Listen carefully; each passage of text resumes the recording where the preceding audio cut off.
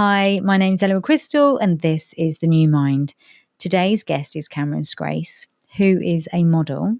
He also works within the mental health field, and there's lots of parts of his story that I really want you to hear today because it's a bit of a journey, to say the very least, and we're going to get a lot out of this episode, all of us, including me, so I hope you enjoy. Welcome, Cameron. Thank you.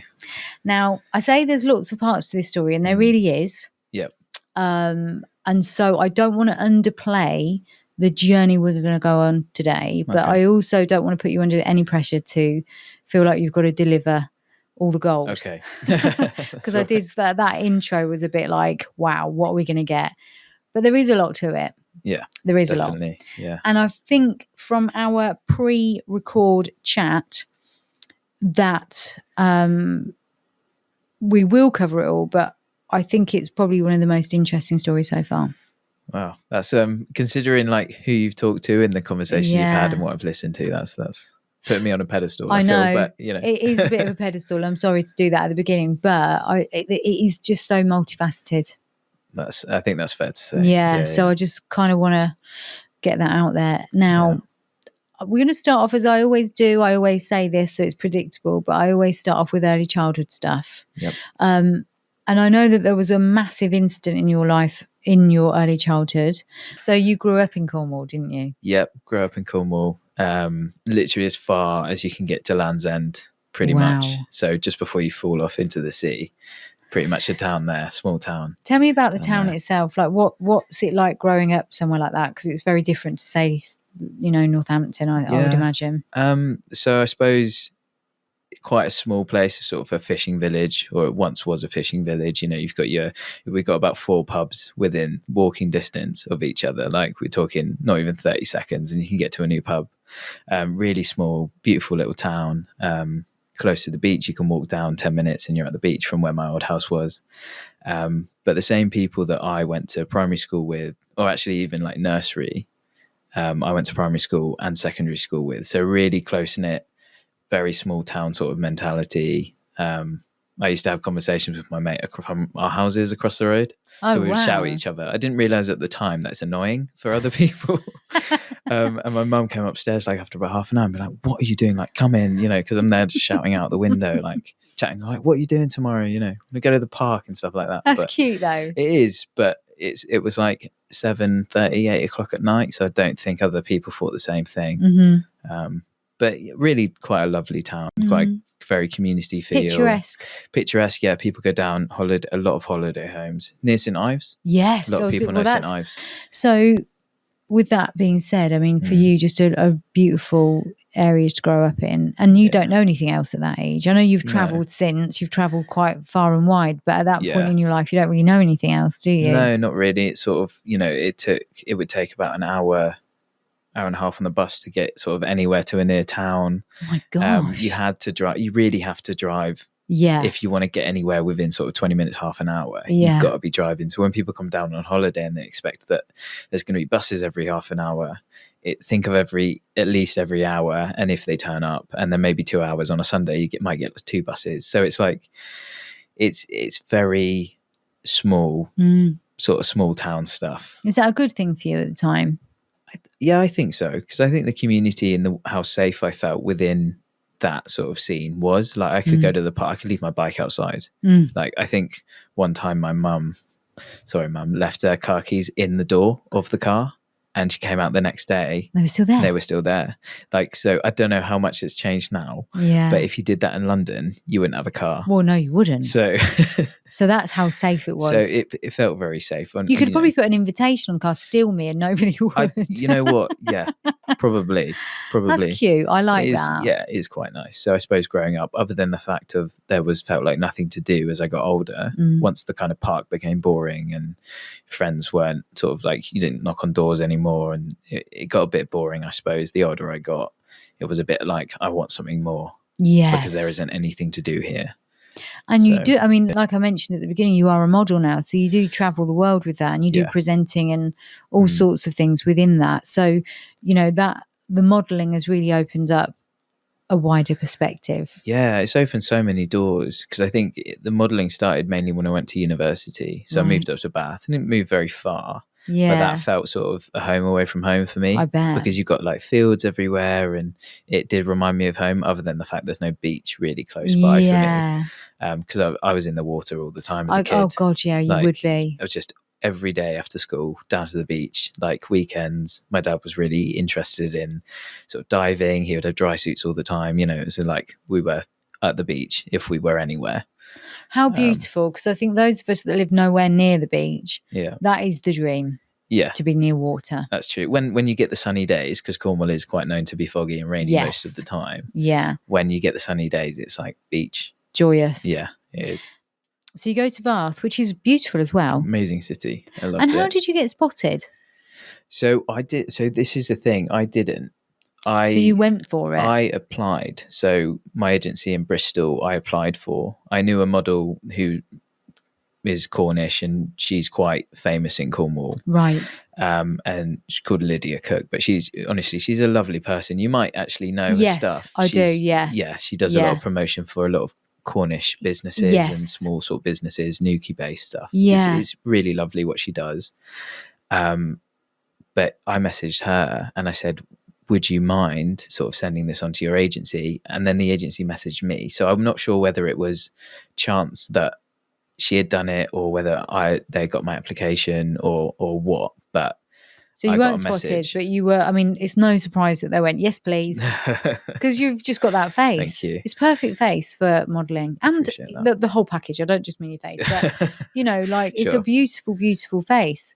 And there's the eyes, obviously, that stand out when people that watch this. Some people listen, some people watch, but the eyes are just piercing. Thank you. Yeah. And actually the symmetries, all of those things really matter. You could be really, really gorgeous, but you're not necessarily photogenic, and you happen to be gorgeous and photogenic. Thank you. So it's no surprise you are a model. So yeah, you send your stuff over there and we'll have him. Which was really nice. And sort of through uni, I could, while working a job as well, it's like I could do weekend work and get and because I was close to London, really, it was perfect. So close to Wales. I did a lot of work in Wales, so and jump around. I mean, that would have been reasonably well paid, I'm imagining. Yeah, it was all right, actually. Better than maybe a bit of a bar job. What I could earn in a good week or a month of work, I could earn in a few hours. Yeah. It wasn't all the time. Like being a working model and being a model, sometimes they're two different things. Yeah. But I liked the money for the work. Kind of sometimes you would, because there's that thing of you pay quite a lot to get somewhere. Sometimes you bring your own clothes, you don't have a makeup artist and all these sorts of things, especially as a male. You turn up with what you need for half of the shoots, and then you do a day's, and 8 hours. I'm going to be honest with you, 8 hours of smiling constantly is really hard. Can be really difficult, Great for your cheeks though. Oh yeah, definitely. You have to practice. Definitely have to practice, because my you can tell when I get tired when I'm smiling, because my lip will sort of quiver, because it's the muscles just not trained enough or something. It's just Yeah, you forget about those sorts of things. I mean, it is hard to smile. And obviously, even doing a podcast, when you're really wanting to make sure the person feels heard and everything else, you've got to have a certain look. You can't just be like, you've got to really be quite poised and interested. And it's hard, isn't it? Yeah, and I suppose tone of voice as well. Yes. That's been something that I've always struggled with. Yes. Is making sure that I sound interested, even though I am. It's is the emphasis there, That is such a good point, actually, just coming out of your story. So obviously I do this for a living as well. This is not just a podcast. I see people all day, every day for various different things for psychotherapy. When I'm talking to friends, they'll say something and I'll go, oh wow, that's interesting. They'll go, why are you sounding so sarcastic? And I'm like, I'm not, I'm genuinely interested. That's just how I sound. But I realise I'm probably just more relaxed with them. And I'm not trying to put the emphasis on, okay, so tell me, I'm not trying to be as curious. I'm not, because I'm not as switched on. Sure. So there is a definite tone of voice and style of language, I guess, that you use. Yeah, it depends on where you are, the situation you're in. Like model me is different to home me. It's all a bit different.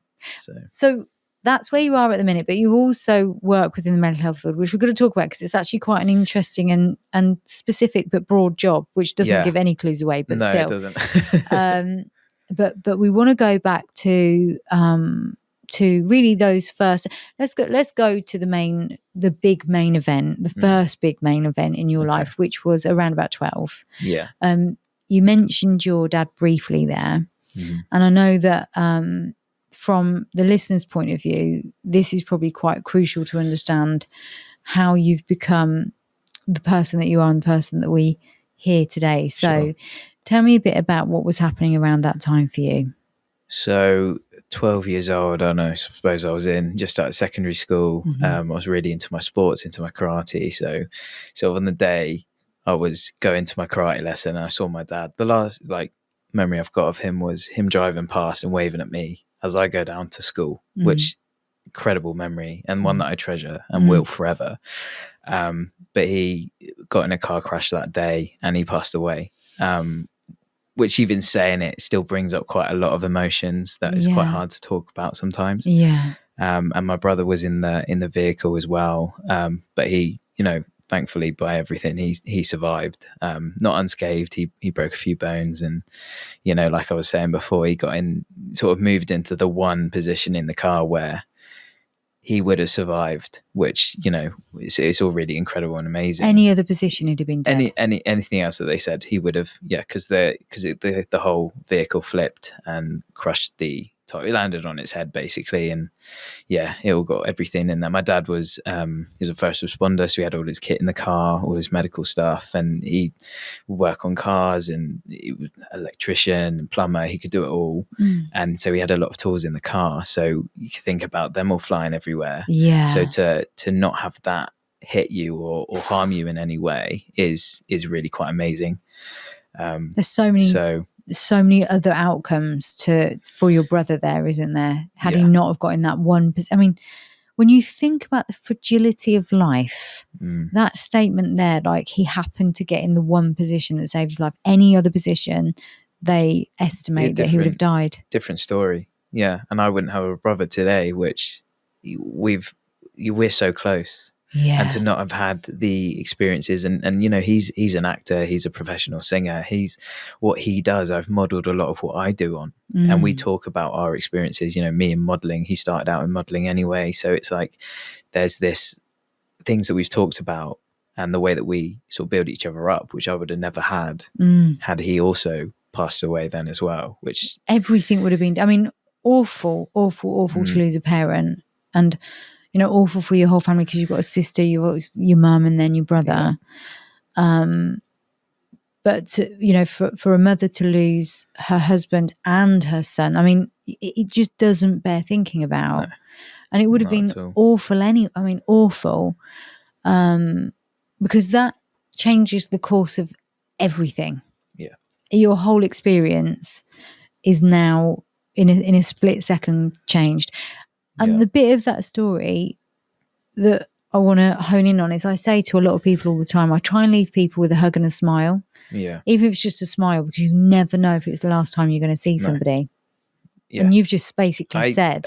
Whenever, even if me and my girlfriend are in an argument, or me and whoever are in an argument, whatever, I always say I love you, have a cuddle, and then I go. Before I go to work every morning, I make that 2-second trip back up the stairs, whether I'm wearing my shoes or not, and whether she likes it, don't care. Go in there, have a kiss, be like, I'm off, I'm going to work, and then I'll go to work, because I know what that feels like. Yeah. To be able to have such a beautiful memory. And I'm not saying my brother and my sister do have those memories. I feel very lucky in that respect. Yes. To have that. Yeah. Because it does fill me with a lot of joy remembering that. Of course. And if I didn't have that, that would really overshadow a lot of how that sort of conversation would have gone. So it is so important. You're absolutely right to, no matter what and how you're feeling, appreciate the people that are in your life. Yeah. And when you go, make sure that you show them that. Yeah. That's really important. And at 12 to learn that, it's good to learn that young. But to learn that, but it's quite a harsh way to learn that. It's a very, very harsh way to learn that. I mean, how do I say this without making it predictable? Okay, so I can only imagine receiving that news. There's going to be a few responses that we would expect. One is that, when you see that outpouring of grief, you know, someone's wailing and crying, falls to the ground. That's one that you would It's one way, expect. yeah. But there's also the complete numbness, like it just doesn't make sense. That was me. Yeah. That was me, 100%. My auntie, because my mum obviously was in hospital seeing my brother, so she was gone. I was woken up and I was like, what's happening? Me and my sister are in the front room. And when she listens to this, I'll make sure there's a trigger warning here, because I can imagine it would bring up a lot of stuff for her. But we were sat in the front room. My auntie was talking to us and telling us about it. And I just didn't get it. My sister was absolutely in floods of tears. And I was looking at her, I was going like, what? What is it? And she shouts out, she's like, he's dead, Cameron. He's died. Dad's dead. And still, again, I was like, I don't know how to deal with that information. How do you deal with that information? You can't even, just from listening to you now, I'm trying to really be in your shoes. You can't even make sense that you can't make sense of it. You're just not, it's just nothing's happening. No. Completely numb.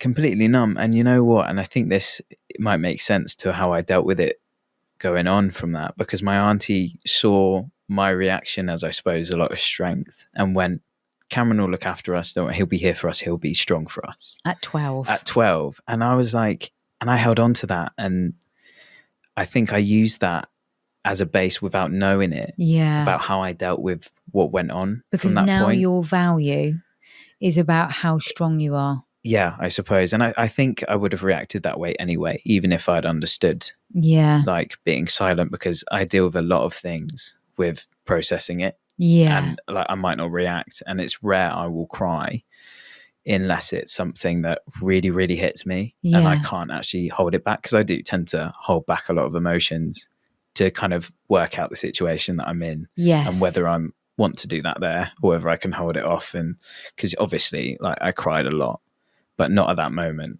Yeah. That was later. Can you remember, there's pivotal moments in my life, and this is the only reason I'm asking these questions, because I've had a similar experience of, you know, something coming out of my childhood, which was to do with me. And then the realization that there's no changing this now. This is it. Yeah. I always say it was like,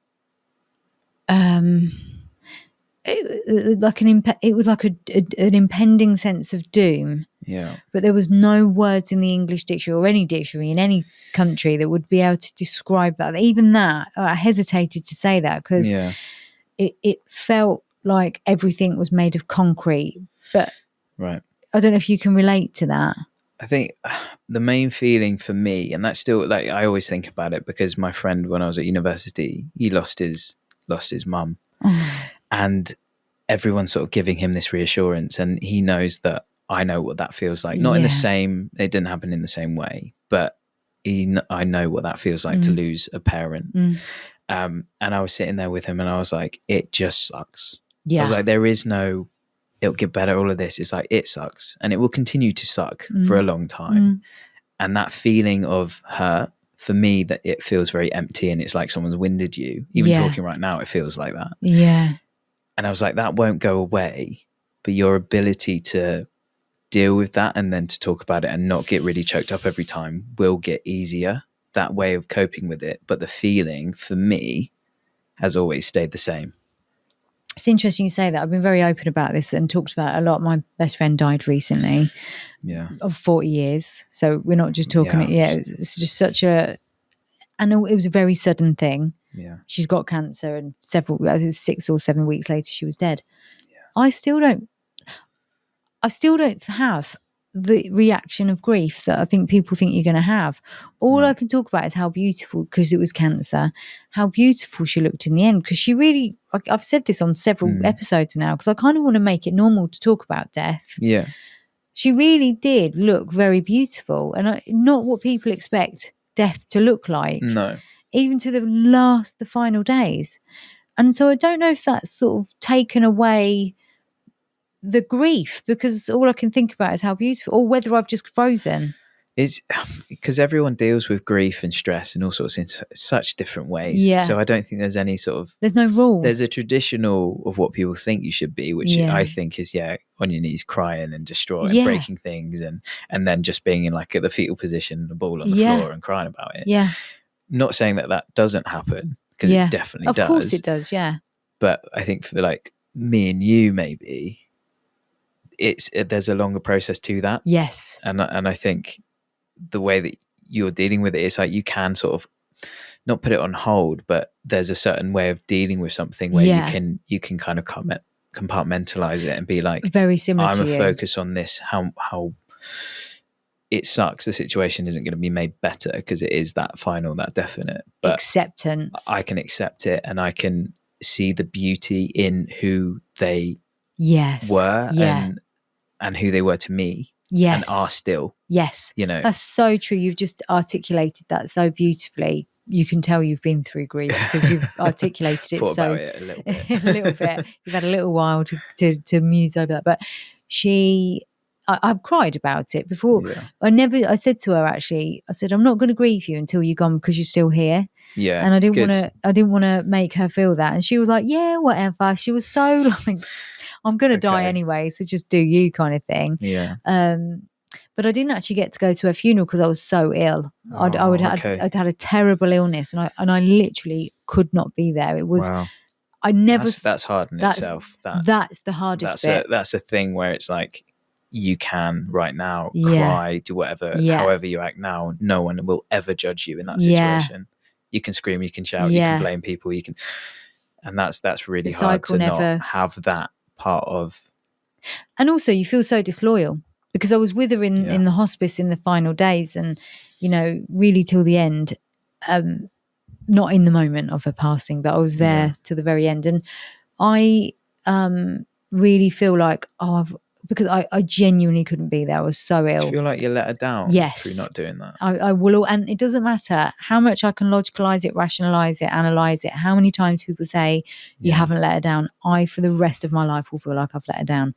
And I think that's very selfish in a way because that's about me. Well, but she did say, because I spoke to her about her 3 weeks before she died, we spoke about the funeral. She was like, I don't care. Right. So that brings me some comfort. Because she wasn't going to be there. No, sure. She knew she was going to be gone. And she said something about, she'd had a family photo over Christmas because that was the last Christmas. And they were all in matching pajamas. Oh, I love that. Cute. Yeah, go on. Nice. And she said, I'm just sad for them really because next year there'll be one person missing. She didn't think about herself at all. It's interesting. And in a way, the way she's dealt with that and coped with that is amazing. Yeah. But it is kind of, when you die, it's the people around you that deal with that because you're not there anymore to like deal with it. Yeah. Or at least you're not present, know? So it's like, there's no consciousness. Yeah. So it is. And so in a way, grief is, you deal with it however you want to deal with it. As long as you're not hurting other people that are around you and dismissing their grief. Yeah. I think the way that you deal with it and the way that you feel, you can't help that. And if that's so the way true. you feel, that's the way you feel. But it's about not having that maladaptive mechanism to dealing with it. Yeah, you're right. You want to be healthy in the way that and constructive in the way you're dealing with it. So much wisdom right there. So much. You've obviously been here before. But I think trauma does that to you. It makes you wise beyond your years, doesn't it? I think, it just it wakes you up, I think. Yeah. So when I was 12 and that happened to me, not a lot of other things matter other than your family. Yeah. Like the fact the sun's shining today is amazing. The fact that the birds are singing is bliss. It's nice. And that I can spend time with my family. And the next day I went and saw my brother in the hospital. And, like I was off school, I think, for like 6 months. Oh my God. I don't know how long I was off for. It was at least 6 weeks. It was 6 something. Yeah. That part of my life, I think my brain has blocked out. It doesn't really exist for a good year. Yeah. Up to that point, or at least until I started school again. Yeah. But you kind of wake up to, my phone doesn't matter. My friends do matter. But right now, the people closest to me and their well-being and how I am with them and my present nature with them is what matters. Wow. And I think at 12 that's quite young, or even like at any age it's But that is very young. but to 12 have is, that. I think, quite young. Yeah. Very. I mean, I look at 12-year-olds now. They've only just started secondary school, and they look like babies because obviously you're comparing them to the older ones in the secondary school. Sure. They're still tiny and still they look really small. Yeah. And that weight of like realization, responsibility, but also grief at 12. I mean, prefrontal cortex you'll know about, that's the last part of the brain that develops in teenage years. The brain starts to prune away what's not learned or needed, and the back and but the front's not really done until at least 21. So we know that from 7 till 12 you've only just had the tiny little bit of development at the front to be analytical, to be rational, to be logical, start questioning things, and then all of this is going on at the same time. It's mind-blowing that you were able to be that person. So the next question is, did you mask? Was it a bit, because you talked about the responsibility and like this, Cam's got this. Did you have to play a character for a little while? I think in a way, because of what happened it so soon, and because you're really developing a sense of who you are, you're starting to do things that not with your parents all the time, maybe going down to the shop. So I remember going into town and going to the cinema with my friends. You start to break away from that, your parents, and that is the dynamic in the relationship. So I think it sort of created the person that I am now more so. So this kind of thoughtfulness around other people's feelings. And I guess I did mask because I didn't want to deal with my own emotions. Not that I really consciously made that decision, or maybe I did. I just wanted to be ignorant to it. And I thought, if I put my energy into the people around me, because my brother was physically hurting, like he'd broke some bones. So I was like, right, what can I do? Make you tea. He was in bed. He was sort of on bed rest really for a while. So kind that you felt that way. But we were all doing it and dealing with it in our own way. It's like, it's all new for all of us. So it's like, we can put, like, I remember my mum got us a puppy after we'd sort of had the funeral and done all of that. She got a puppy, and that was really good for us because it got us out of the house. It got us to focus on something, and that really got us through. And she's still with us now. It's Jenny, our dog. She's a little whippet. She's honestly, I love little whippets. She's gorgeous. She's absolutely gorgeous. How old is she now? Oh God, she's got to be. She's 12. She must be 12. Yeah.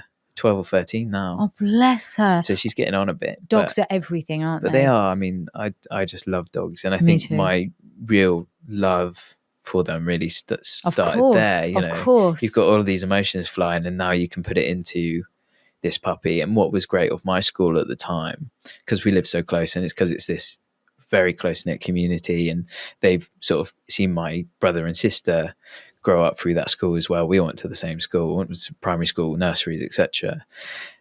All the same people know us, so they'd let me go out at break times and lunch times to let the dog out. Oh, that's so nice. To take the dog out for, like, let's go out for a wee and all that sort of stuff. Because my mum was working. I mean, she's a single mum now, working like her with main job, kids. 3 kids, working her main job and working her 2 whatever jobs after. So she's got to bring in money somehow, because it's not cheap, and the world doesn't stop for you. No, it does not. Like, this is the continues. thing. Yes. It goes on. And it feels faster, I'd imagine, for her. Like, I've got to do this on my own, and there is no time, but I've got to do 3 jobs. And she's got to make sure that we're okay. So she's, mum living for her kids. It's like, how do I make sure that they're going to develop and grow up and be okay? So I reckon she put a lot on pause that she's never talked to me about, I don't think. Wow. Or that maybe she's blocked out, that because she's got to be there for us. How old is your mum? People. 60 this year. Has she ever found a relationship again? Yeah, she has. That's nice to know. Took a while, I think, and that's fair enough. And I think there was almost that feeling of, am I allowed to have a relationship? That's why now? I asked, really, because some people never, ever, ever do. No. She's quite a private person, so I won't talk too much about her, but like, she has. That's nice. And I'm very happy that she has, because everyone needs somebody. They do. Like, we all need someone to bounce ideas off and talk to, and have a hug with. Yeah. Like there's only so much you can get from your kids emotionally. Yeah, very true. And she's not the kind of person to put her emotions and stuff onto us. So it's a very lonely existence, I would imagine, especially with the family dynamics and how that works, and where people deal with their grief and how they lay blame. And it's like, to be someone to lose your husband of it's nearly 20 years, that's really hard. So there were people that did that then, that did point the finger at her. Oh, absolutely. Yeah.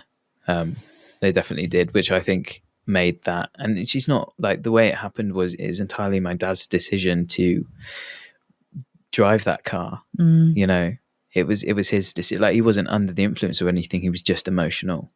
So he was having a difficult day or a difficult moment. Time, and drove and made a quick decision while driving to overtake when he shouldn't have. And that led to it. And while he's trying to regain control, the car flips. And that's nobody else's decision other than his own. And I know that, if other family members hear this, and they might not agree with me, but that's his decision. When I drive a car, I'm responsible for everybody in that car. Yes. And I don't blame him for anything, because I'm grown up, I'm an adult. I know how my emotions affect me now. And it's just a split decision. Like, if I change music on my phone, that could be it. You know what I mean? Like, it's very true. Like, it doesn't take much. You could look at something, look at a tree, or not focus on what's going on in front of you. Yes. And that could mean that you're not here the next minute. And it's so true. Cars it's dangerous. It's very dangerous. And people take it for granted. Yes. Yeah. We do. Even I know this isn't to make fun of this at all, but even sneezing. Have you ever done one of those sneezes where you're on a motorway? Yeah. And it really you can't not close your eyes. Yeah. I'm not sure if there's something about insurance that you can claim or it's kind of absolved if you said you were sneezing, because you can't control that. You can't control that. It's going to happen, and you're going to have to close your eyes. And it's like, how do I do it? It's that split second that, I know it's very unlikely you're going to, and I don't want to scare people by saying that, but I've had those sneezes, where it's one after the other, and you're driving, God. And there was one, I think I did 8 in a row, and I was on a motorway, and I was thinking, this is dangerous now, because I cannot stop sneezing. It's not something you can plan. No. Either. It's just that happens. It happens. But I think anyone listening to this that occasionally drives too fast or occasionally thinks, oh, sod off, get out my way, and takes over that. Yeah. Please think twice about doing it. Definitely think twice. Yeah. It's, and I'm fault it myself. Like, just because I've been through something doesn't mean that I'm perfect. No one is. I'm not. Like, I make decisions while driving where I think maybe I shouldn't have done that. Well, yeah. And I think we all do. Yeah. And it's about checking yourself fairly regularly. And it is. Setting your music up and your maps up first. Yes. Using Siri if you need to change anything, and just pull over. Yeah, it takes seconds to pull over, change whatever you're doing. Because being on your phone I see a lot of people on their phone while driving, and I just think, I know what can happen. Yeah. Like, even when you're not doing any of that. Yeah. It's, it's just life, unfortunately. Well, it's one of those things that I use as an example for my clients when I work with them. I remember just before COVID hit, I used to say to people, look, you're not promised tomorrow. Your life could change in an instant. And I remember saying that about a week before we were all locked down. Wow. And it was like, there you go. Okay. Anything can happen. Proved you. Yeah. Like you literally locked down. I mean, who'd have thought that would have happened? But I always use the example of a woman that leaves her kids in the morning. She's in a rush. She doesn't say goodbye to anybody. She gets onto the motorway. She's hit by a car, and that's it. It's gone. So be appreciative of every moment, because you don't know when your time is up. You've got this moment right now. Yeah. And you've got today. Yeah. And that's it. And that's kind of we haven't even got the day. Well, sometimes we've just got the moment. You don't even know what's coming next. You can't guarantee it. No. You can't guarantee that, you're going to be here in 5 hours, let alone 5 years. This is it. It's horrible to think about. It's a bit morbid, but it is morbid. But I always say, use negative psychology to have a positive approach to life. Because too many people use positive psychology, and I think there's nothing wrong with positive psychology, but it doesn't always fit into the realistic. Sure. Realistically, if we were to really think about all the things that could go wrong, not in an anxious way, just like when people do the what if, I always say, what's the worst case scenario? Now go, right, this is what I'm going to really appreciate today, because that's the worst case scenario. And if that was to happen, I really want to appreciate what I've got. Yeah. So it's flipping it. I try and do that about getting in the gym, because when I can't be bothered, I'm like, you might not be able to work out again. Yeah. So go work out, go for that run. It's true. Like, make the most of it. And it's impossible to say that you should do that, though you will do that every day, because we don't. We make decisions to not do that. But it's that classic. I mean, I haven't been for ages, actually, so I'm not the best person to talk about this at the minute, because I used to be full on 5 days a week, no matter what. wow, I don't think I've ever done that. Yeah, I used to be. But time got, work, Sure, podcasts and things stuff. get in the So way. yeah, but one of the things I used to do is go, oh God, I really don't want to work out today. I really don't want to train. And then inevitably you'd get a nasty cold where you couldn't train. You thought, I wish I could train. Yeah. It's that dichotomy. It's like a lot of people say it's the language you're using. And I'm an advocate for that as well. It's like saying, oh, I get to do this. I get to do that. I get to work out. And although sometimes it can sound very cheesy. Yeah. It is. You do get to do that today, right now. So do it. Yeah. Well, and it is so important to realise, and I think this is where I say the negative informs the positive. Sure. If you've ever, I mean, I broke my leg as a kid in 3 places. I was in plaster for a year. So it was one of the, I was only 10. Yeah. Wow. It was long, very long. Yeah. And as a 10-year-old. As a 10-year-old. And I had that experience of being, temporarily disabled. Yeah. And knowing that essentially that if that ever happened again, now I think if I was out for a year now, it would be so devastating to my life. So again, it's that negative, right? Do everything that you can. Yeah. Because you just don't know. A lot of people have to learn that vicariously as well. So through listening to this podcast or seeing other people's experience, we can go, okay, I'll appreciate what I've got today. Yeah. And it's a good message. And I think it's fundamental to who you are as a person, that trauma. But there is more. Like I said, this is quite a journey. Yeah, I'd say. What I'm going to say before we say anything else is, from talking to you today, which is why I said I think this is going to be one of my favourites. And I am preceding this for a reason. So this is one of my favourites because I'm a curious person and I have a curious mind, and I find the human experience like beyond fascinating. There's no words. And so I get a little bit obsessed and a little bit giddy and excited when I get to talk to people, whether it's for work, whether it's podcast or whatever. But you're somebody that's had, well, I used the word multifaceted earlier.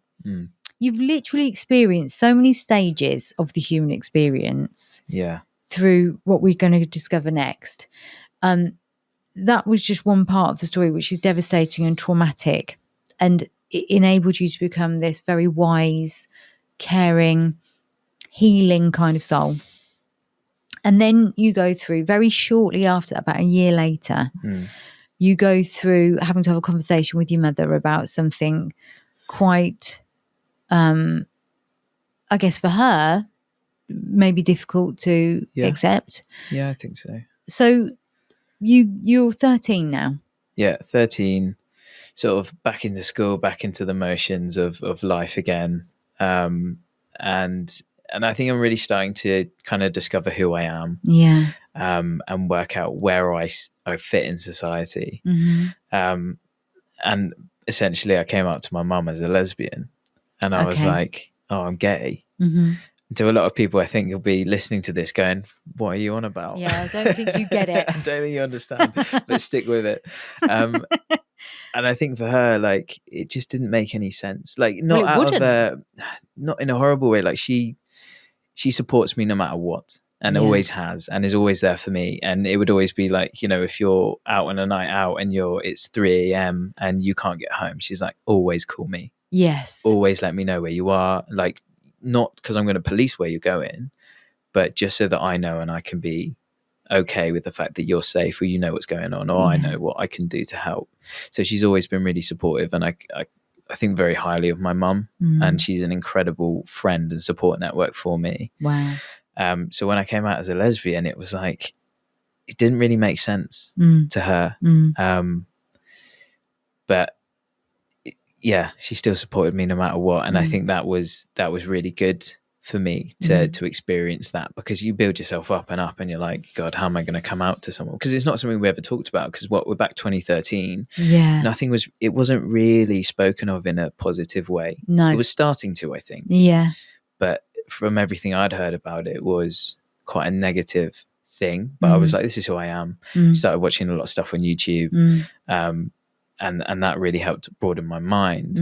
But I'd done that, and I still was like questioning a lot about who I was. I got myself a girlfriend. I was finding my way, finding my path. And still only 13, and still only 13, a year after you'd lost your dad. Yeah, so still, much going on. Still so much going on. We're still working out how to sort of live as this new, I suppose, this new family almost, and this dynamic's different. And then you start entering partners into it, and it can all get a bit like, okay, because my mum there, she's working like all hours to support us, and it was definitely a time of figuring out a new way of life, I think. I don't know how to go on really from that. Well, a year later, we just get used to, your exploration of self and your mum struggling with it and everything else. Yeah. And then a year later, after you've, I guess, done your own study and research as a 13-year-old, you then realise something else. Yeah. So I was watching a YouTube video as I was sort of after school. And they mentioned this lesbian that I was watching, this lesbian YouTuber who, I thought a lot of then, not so much now, unfortunately, because of our views are very different now. Yeah. But she had mentioned something about trans women, and that perked my ears, and I was like, what's trans? Yeah. What is that? Yeah. So then I did a lot of research, and this is when the lesbian might make sense to the people listening now. And I was like, oh my God, I'm a trans man. That's what this feeling is. Like, separate from the grief and the dealing with my father's passing and trying to navigate who I am now, but going on to this new sort of new period of my life where it's like, oh my God, that makes sense. Yes. Like I'm very comfortable and happy with that terminology. That's what I fit into right now. So then started a whole new journey of trying to navigate that and where I fit between that sort of, where I fitted into that trans label.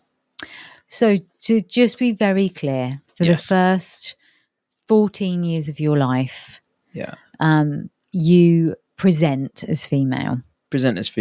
I'm very much as what people would say is a tomboy. Yeah. So I'm sporty. I beat all the boys at their games. I would get picked, like one of the first people to get picked on sports teams. That was me. I was captaining stuff. Like, that was what I wanted to do. I wasn't very academic, so it was sports. I can do that well, and I think that was to do with my height. I've always been quite tall. Yeah. Even as a girl, like having that height meant like long jump, high jump, javelin, shot put, all of those sorts of athletics. Yeah. Badminton, tennis, like I could do that quite well because I think I was sort of made for it. Almost.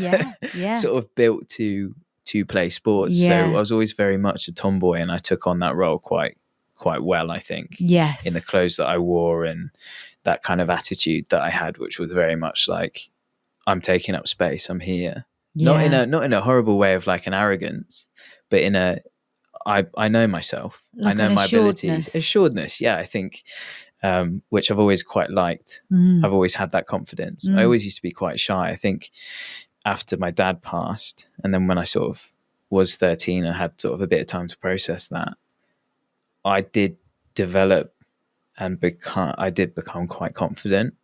Interesting. Which I think was a masking thing. I was going to say, and also maybe because you were given the responsibility of being the protector, or the fixer, in that conversation with your auntie, she may not have realised she was giving you that responsibility. No, I don't think so at all. No.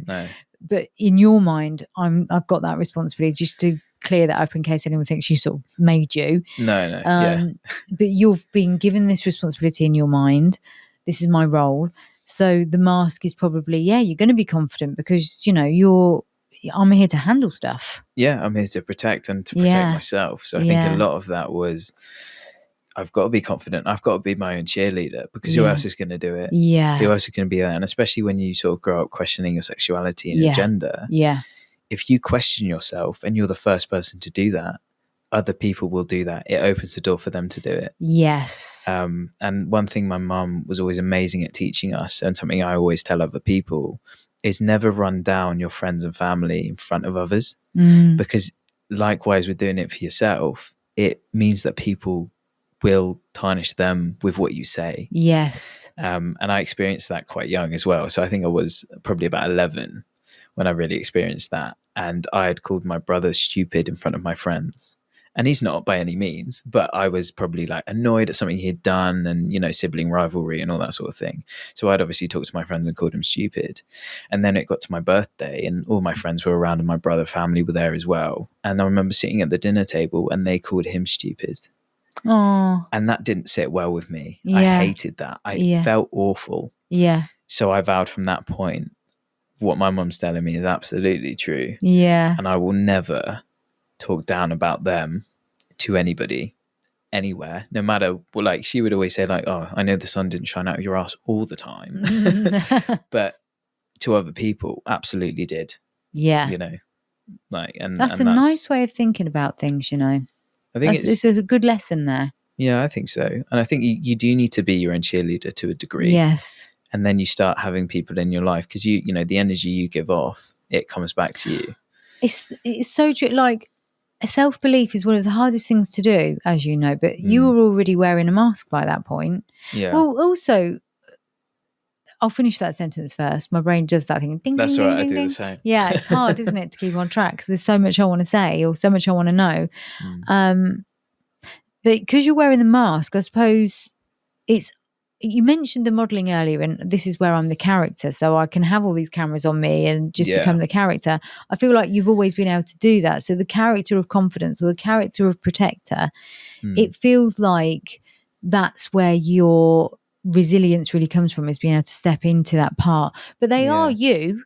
Yeah, you know, me. it's not like you're fake or anything, because they're parts of your personality. Yeah. You know, when people talk and they go, oh, this part of me thinks this and another part of me thinks that, we all come in parts. Yeah. So although to a degree we call it the mask, and I want to just say this, because all of us put on those different hats or those different masks, but there's still elements of who we are. The core of who you are is still there. Yeah. But the persona that you're giving off fits different contexts. Yes. So who I am when I'm at work is different to who I am when I'm, you know, my different work modeling. Yeah. And when I come and talk with you, it's going to be slightly different to who I am with my girlfriend. It's like, it's all slightly different versions of the same person. Yeah.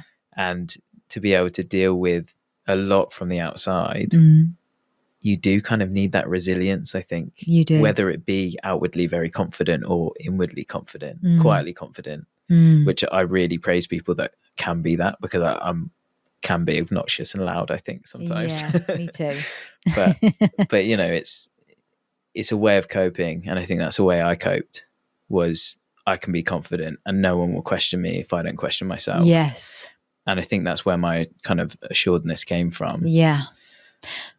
Which I think a lot of men experience, actually. You know, you might be the little boy in the playground that gets picked on by all the other boys, and then you grow up and you end up, I don't know, being a bodybuilder or going into the military, and now you're someone. Yeah. And it's that assuredness comes from the position that you're now in, that you've put yourself in, but it's about developing that character. Yeah. And I think a lot of people sort of, and I think being kind of multifaceted and having more than one career almost, or more than one sort of hobby and things, is a lot of people sort of latch on to their career as who they are.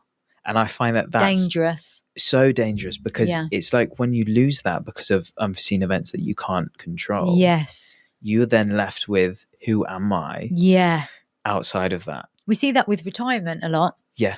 You know, when people retire, they get to 65, or I think 67 now, but they get to 65 and it's like, oh my gosh, I didn't realise I actually miss all the people, or I miss the respect, or I miss the connection. I think it's about connection, isn't it? And I think so. I can see that. I mean, I don't think I'll ever retire. If I get to be healthy enough to work, I think I'll always work in some capacity. I think I will as well. Yeah, I think I enjoy it. We said earlier, if you enjoy your job, you know, it's not a job, it's a way of life. You don't work. And it's true. Not really, yeah. Not really. It feels arduous. Never work at times. a day in your life, I think, is the full. Is the full. That's bit, it. And I think I'll always have that. And I think you'll always have that. And we're lucky and very blessed to be able to say that. Yeah. But I think if you've got a job, and I was talking to someone, it was a dentist actually, who was telling me a story about someone he's quite concerned about, who was also a dentist, because they're obviously face to face with people all day long. And, that connection, it could be one off, or it could be 20 years. And then all of a sudden for it to be gone leaves you very vulnerable. Oh, yeah. Because what are you actually revealing underneath the persona that you've created? Yeah. And that connection to self, like, I know whatever happens, whatever position I'm in, I will always be able to pull on that essence. Yeah. But within the essence, there will be it's like the trunk of the trees, the essence, and then you've got all the branches and the blossom and, the seasons and everything else. It's a bit of a cheese ball analogy, but... Well, yeah, but it says what it needs to say. Yeah, it does. I just kind of want to go back a bit, because on the trans thing there, you said something earlier on before we started to record about I think you were in reception or thereabouts. Yeah. And I want to just go there for a minute or two. I don't want to spend the whole time making this political conversation, but you mentioned being in reception. You were around 5 years old, and the teacher goes something like, well, you tell the story because you remember it. No, that's fine. So I'm in reception, you're about 5 years old. And as they used to do, they would say, right, we're going to split into groups. We're going to split you into boys and girls. And I'm there sat, and everyone's starting to split off and get into their groups. And I'm like looking at both sides going, well, where do I go? Like, who do I go with? And I went up to the teacher and I was like, where should I go? And this is like, I can't imagine what it's like to be a teacher and to have a kid come up to you and go, well, I don't know which one I should go into. Yeah. When it's like this traditional, there is a split norm between where you go. What clothes are you wearing? And she looked at me and went, don't be stupid, get in the girls. And I was just like, oh, okay.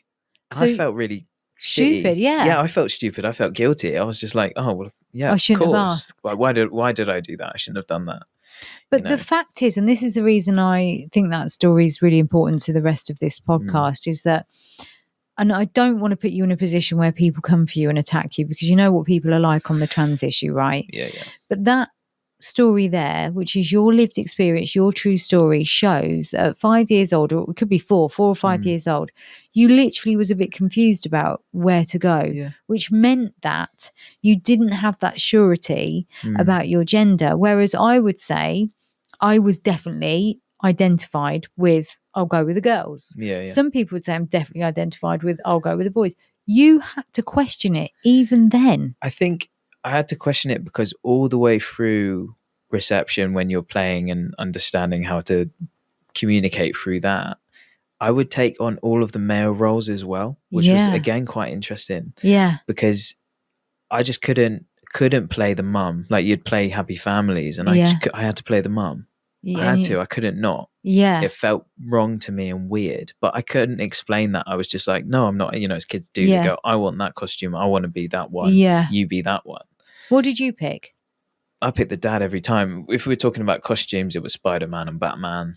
And so you were picking that as early as 4 or 5? Yeah, even younger, to be honest, because my mum would always try and get me in like a dress like as a baby. And as soon as I could make a decision, I would, kick and scream about being put in a dress. And as soon as she put me in little shorts and a t-shirt, fine, happy as anything, easy going. And which is, you sort of think, how can you at that age be able to attribute gender norms without being able within your brain to actually process that? Yeah. Even language at that age, like nothing. So you were just always feeling, I want to do what the boys are doing. I want to play the way the boys play. Yeah. I want to play the sports. I want to wear those clothes. Even in reception, when I would use the toilet, I would go in the male toilets. And there's actually, and I've put this on my Instagram before, but it's sort of only just come to me now we're talking about it. I used to wet myself in school after I was told I wasn't allowed to use the male toilets. I had to use the women's. That's really sad. And I couldn't, until literally it was an epiphany I came to later on, I couldn't figure out why I had such an issue with it. but it's because I was told I was stupid for going where I felt I was comfortable and more than allowed to go, like within any area of my life. So, you know, it does sort of make me think, like, was I always born to be this way? Well, I would assume so, because we said, so. well, you don't go through what you've gone through. No. As in making the changes to your body and making these changes in a very, this is why it was important to highlight how small the town was. People might think at the beginning of this podcast, why are they talking so much about where we grew up? Well, I wanted to do that bit because I wanted to also highlight this was one of those places where this just did not happen. You know, it wasn't like, wasn't had. no, and it was 20 odd years ago. Well, you're 24 now. Well, yeah, it'd be 20. Yeah, 20 years ago now. So people certainly weren't talking about this then. I mean, well, maybe hush kind of conversations of someone's random aunt has done this. And, yes. you know. But it was, you saw that men in particular that were wearing women's clothing were called transvestites. Yeah. The other term was transsexuals. Well, yeah, cross-dressers. Cross-dressers, like yeah. And around about that time, there was a documentary I watched on BBC Two, which was about, I've referenced this. I think it was even with Jax Feely. And I can never remember the person's name, but she's sadly passed now. But it was following her journey from male to female. And the reason, I think it's that they started to film her in the late 70s. Okay. And it followed her through, I think it was the 80s and then the 90s. And she obviously became a massive advocate for transgender women. Yeah. Because it was of a anyway, the thing that made me so sad about it, and I would have been in my early 20s watching it, was the psychiatrist actually was never shown on camera, and I wish she had been, because he was a horrible piece of shit. Right. And she was having to go through the NHS to go through the gender changes, and he just wouldn't let her have she wanted to have breast surgery, and he wouldn't let her do it. Why? It was because he was like, and he would talk to her in a way which is like, basically, you know how you said there you were told that you were stupid for going into the toilets, even though you were just a kid. He honestly spoke to her like, I wish I could. I think the show, if you ever get a chance to look for it, the show was on BBC Two, and it was called Sex Change. Oh, okay. Right. So that was the name of the show, Sex Change, right? Because again, the terminology was so different 20 odd years ago. Yep. Anyway, it's probably even longer than that they started to film it. That's just when I watched it. So it's more like 40 years ago, I'm sad to say, but that's how long ago it was. But anyway, she eventually saved up to have her own breast surgery. Okay. She was given hormones, and actually she put on loads and loads and loads of weight, and that was a bit of an issue because I think the hormones that they put her on made her really heavy. Well, the levels weren't right. Yeah. But when she actually went and paid privately, he really told her off and humiliated her because he was like, why did you do this? I didn't say you could do this. Who gives you the right to make that choice? Even then, 20 years ago, before this conversation has even started to happen, I'm watching it thinking, because obviously I've followed the journey of her life, and you build that relationship with the person on the screen. And even then I'm thinking, well, it begins with C and ends in T, like about the psychiatrist. I'm not going to say it. Next Tuesday. I just, even if people don't get it or agree with this issue, and we know the conversation around it is extremely divisive, we know the conversation around it is widely led by media, people are not educated on this issue. I understand, and I'm not here to make anyone feel bad about their own opinions on this subject. I don't want to vilify people, because I do believe it's just about cultural norms and all of that stuff. It's the same with so many problems that we have around racism and all that kind of stuff. So I'm not here to like make anyone feel bad or to try and persuade anyone to think anything. No. And I know you're not. No, I'm not. That's not your bag. If people come to me to have the conversation, we'll talk. But I'm not gonna. But it's not your whole story. But even then, when I'm watching this show, and I was like, again, no one's having this conversation, and I really felt so angry about the way this lady was being treated. Fair enough. Yeah, I am as well. From hearing you talk about it. Yeah. And just to have people back then, it was so, like, just let people be. Like, you don't have to get it. Just support people, hear them, make them feel that you care, make them feel seen, because you never know when you're walking past someone down the street who they are, what they're going through, and what their thoughts are, because a lot of people take their lives over this. And if they're not taking their own lives, 3 times more likely as a trans individual yeah, to have suicidal thoughts, have intense depression and Yeah. anxiety, or suicidal tendencies yes, or intentions. And also we know that people are being murdered over it as well. So Yeah. I'm not saying that's all people, because we know that that's not everyone's It's not. experience. I think it's a small amount of people that have been broadcast yes. to a wider amount of people. It's not everyone. I think most of the people that I talk to and that know me and that haven't known me previously from a night out and then we've talked about it are very open and very understanding. I think it's quite a small group of people that just project their hatred to a wide amount of people that makes it feel a lot more than it is. Not saying it doesn't happen, it absolutely does. In schools there's a lot of issues going on all the way through in workplaces and but I think on a one-to-one level and even in a group setting, educating people in the right way, giving people that information, you get quite a good response. And an understanding response from people. I think it's pack mentality as well, isn't it? It's like in the warehouses or in the offices, that kind of pub talk where people are taking the piss. And, I guess there's this thing that people talk about, we're not allowed, everything's too politically correct and all that stuff. And so people feel so suppressed. If I make a joke, am I going to offend somebody? So what happens is the more suppressed people feel, the more likely they are to be really, really offensive. So the minute you start to shut people down and say, you're to this and it's about giving people space to learn in, like you say, in the right way. Being patient and allowing people to make mistakes with pronouns and the various things. Early on in your transition, I think one of the main things is you got to give people respect and patience that they're not going to get it right straight away. And if they periodically, especially with pronouns, keep getting it wrong after you've explained it once already, all you can do is say, look, I feel disrespected or I feel this way when you don't use the pronouns that I've asked you to. And if they then decide that they don't want to, that they're not people that you need to be around. Because you can see the people that are genuinely and I told you about someone that I know, and they went through a phase before they decided to transition where they were labelled themselves as non-binary. And I struggled and messed up a few times saying they. And it was purely because, and as you said earlier, we're taught that they is plural.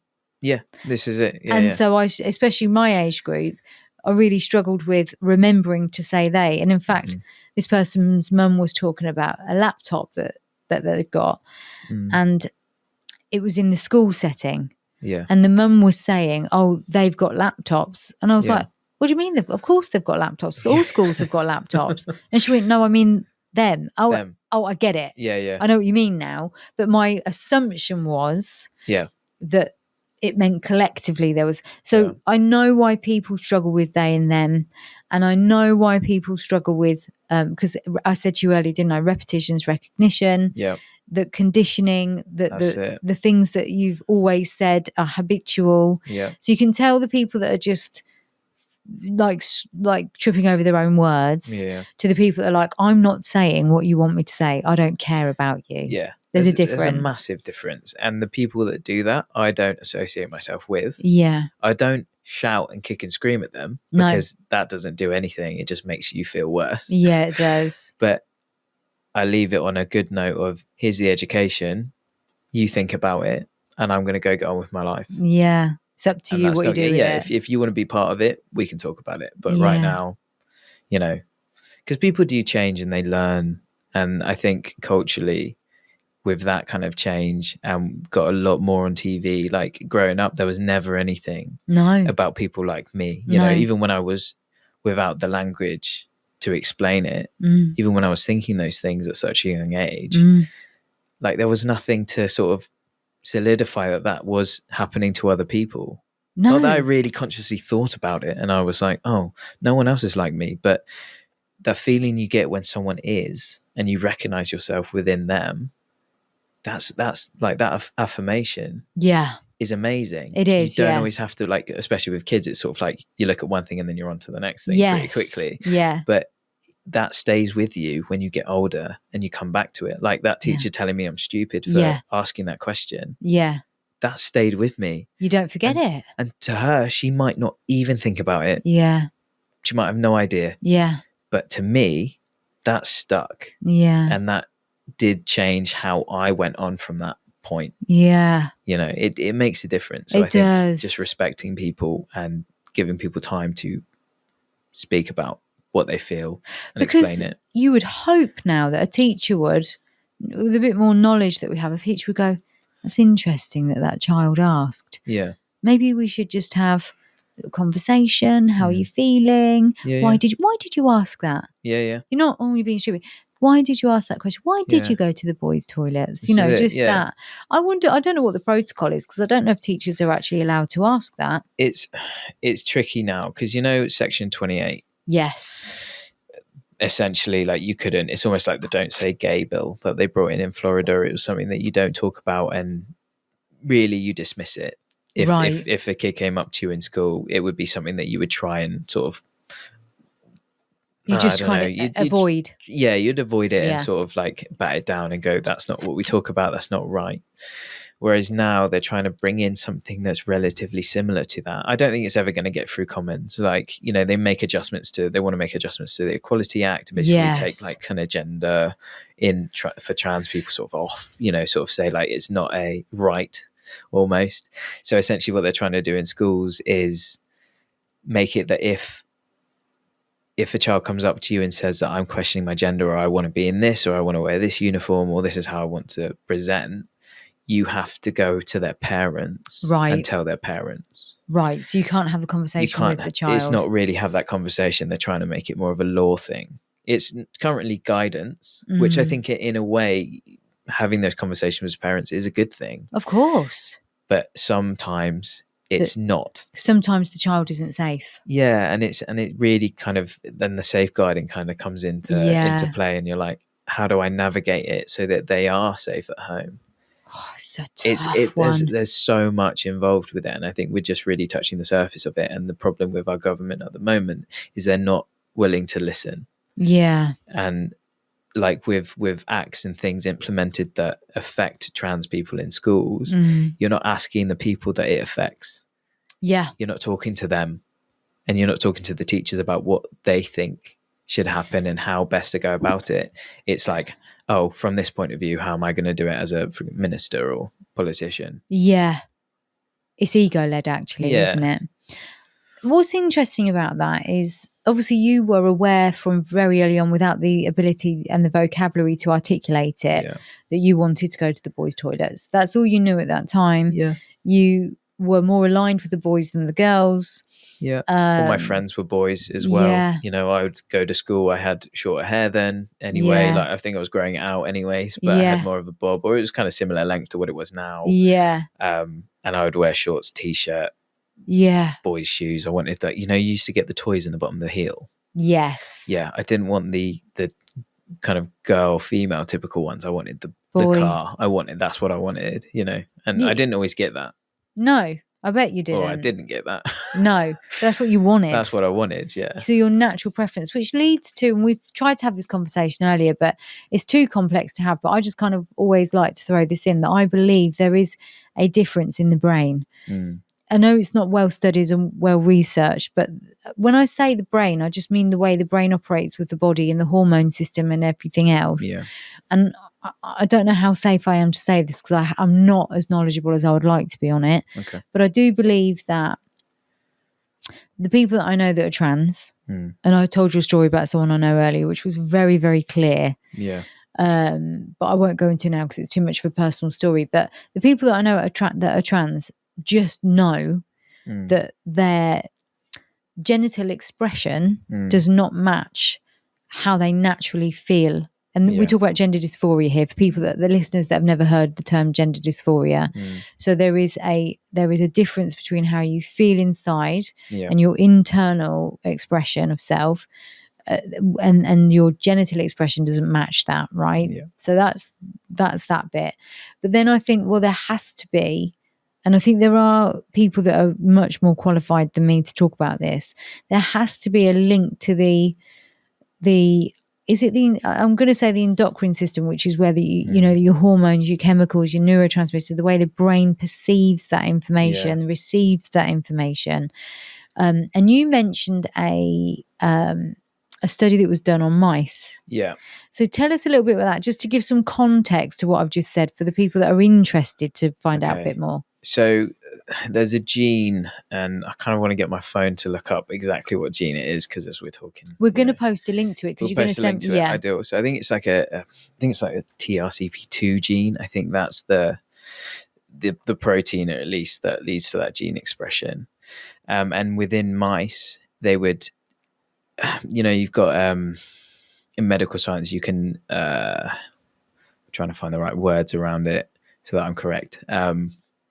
But you've got essentially test mice, which you can manipulate their gene structure, or within their brain, certain parts. You can cut bits out and you can add bits. And it's essentially to have a control, which is an uninterfered with mouse. Yeah. And then one that you've essentially genetically slightly modified. Yes. And this gene, when you take it out, so with it in, essentially it helps the mice sort of like differentiate between sex typical behaviors. So males might mount female mice, and then females will like protect young and various things. Like there's a certain hormonal and endorphin response that happens. Yes. In regards to that. So when you take this gene out, essentially the mice don't behave in the way that you would think would be typical to their sex. So males and females will mount and do mounting behaviors, and they will sort of look after young and dispose of young in certain ways which isn't seen as normal to their evolutionary to their genital expression. And what's interesting about that is that humans lost that gene thousands and thousands of years ago. So we sort of think like, how does that sort of, how do we make sense of that? Yeah. At what point did we go, we don't need that? If that is, it's sometimes dangerous to make direct links to certain science, because, you can prove and disprove certain things and falsify things. But when you look at those explicitly and you go, if that is something that helps us differentiate with pheromones between male, female, why did we lose that ability to need that?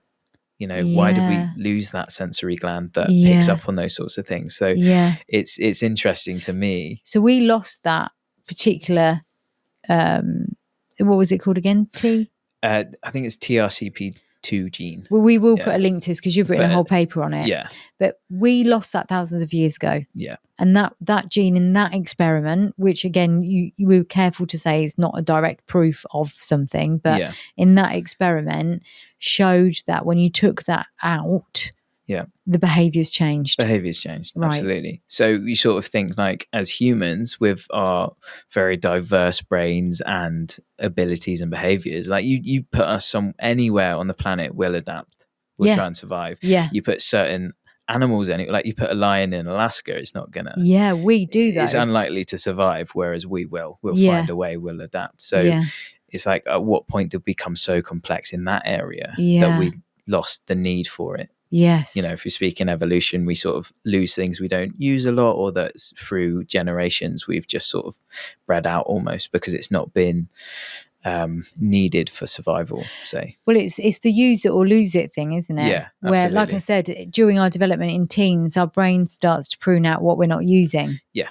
So that starts to form our personality more and form our abilities or lack of more. But also, I mentioned earlier to you that in terms of generational trauma, which I think is valid to bring up at this point, because it sort of highlights the genetic expression. Yeah. So I said to you earlier, in terms of generational trauma can go back at least 7 generations, which is like 200 odd years. Yeah, it's amazing. And I know, it's so fascinating, isn't it? And then in addition to that, they're finding new data now that suggests it could be as much as 14 generations back, right? So this isn't my area of specialism. It's just the stuff that I know. Something that interests you. Something that interests me. And so I was thinking earlier when you were telling me that little bit about the mice study off camera, I was thinking, imagine if we were able to go back 14 generations and look at the lineage, the genetic lineage of people that identify as trans men or women, what would we see? You know, you saying that makes me think maybe I should do that like ancestry. Yes. Maybe I should see where, if any, along my lineage, there might have been gender variant sort of behaviors or presentations within my own. It'd be so interesting because, yeah. you know, we know that trauma affects the way that the gene is expressed. So I always reference this on this podcast, but people may not have listened to every single episode unless they're super fans, which I hope I've got. But I always say the Holocaust survivors, there was this whole experiment done with Holocaust survivors and their grandchildren had a higher instance of anxiety and stress response than the people that weren't Holocaust survivors. So people that were considered not to have had trauma. Yeah. So we know that trauma and the way the brain adapts and the way the hormones adapt and the way everything else adapts creates a difference in gene expression. Yeah. So I'm thinking there must be something linked to this with the transgender thing as well. That my study sort of suggests that we've lost this thing. And, you know, it's very interesting. I mean, because you see it in lions as well. So with sort of a female pack of lions, when they have cubs, if the male dies, sometimes not, because if another male comes in, they will kill all the cubs because it's not their sperm that has created those offspring. So they will kill all of the babies and sort of re-impregnate because the females only become able to basically be fertile when their young are either grown up or not there. Right. So the male would dispose of all the young and redo. So if that happens, which is sometimes, barbaric. which is it's awful. I mean, when you look at nature, it's not the kindest. I can't watch David Attenborough. I love him, but I really struggle. And I think it's because it highlights to me of the primitive and the realistic side of where we've come from. Yes, and the bits that some people still have. Yeah. You know, some humans are still very much like they do kill their own children. You know, and I know, so I do struggle with it because it does make me feel uncomfortable. But anyway, sorry, carry on. Sorry. So if the male dies or gets, I don't know, generally if the male dies, then cubs are technically at risk. So if another male comes in, sometimes a female will essentially grow a sort of, not fake mane, but have certain hormones produced to survive, to basically create this illusion from the outside that there's a male in this pack and I will protect these young. Fascinating. So other males essentially are warned off, or they act as the male to warn off other. Yes. You know, so that their young can, because it's traumatic if you look at any of that process. Yeah. That it's, you know, it's not nice for a female in most species. No. Like you look at ducks and things, it's quite barbaric the way that they sort of treat females, I suppose. Yes. So there's certain ways that we adapt in nature to fill in for things that we might be missing or trying to protect. And so therefore, if you look at that generational lineage, you may find that there's adaptations throughout your lineage. Yeah, maybe. Because I've got a couple of clients that are trans, actually, young people, 17, 18. Okay. And they say to me, oh yeah, you know, my cousin's trans and this cousin's gay and this. And so within their family, there's definite signs that this is a genetic. Yeah, well, they sort of say it's like, is it 1 in 3 that will have some sort of, I suppose, something within the LGBT plus community that will be a part of that. Yeah. So it's not. I think it's not weird to think that it's not weird, and that's very interesting. 1 in 3. I didn't know that statistic. So I will get the papers that I found this from, just so that you can definitely. Because I think I've always been very aware of that my sexuality, my gender, and I always say I feel that I've been quite blessed not to have to struggle with those things because society isn't kind to people that do. Not because I go against the status quo. Yes, you're not always, you know, it's not always a nice experience, but you know, I think the most I would ever go into that from my own experience would be a natural curiosity, a wondering. Would I? Because obviously I find women are beautiful. Mm-hmm.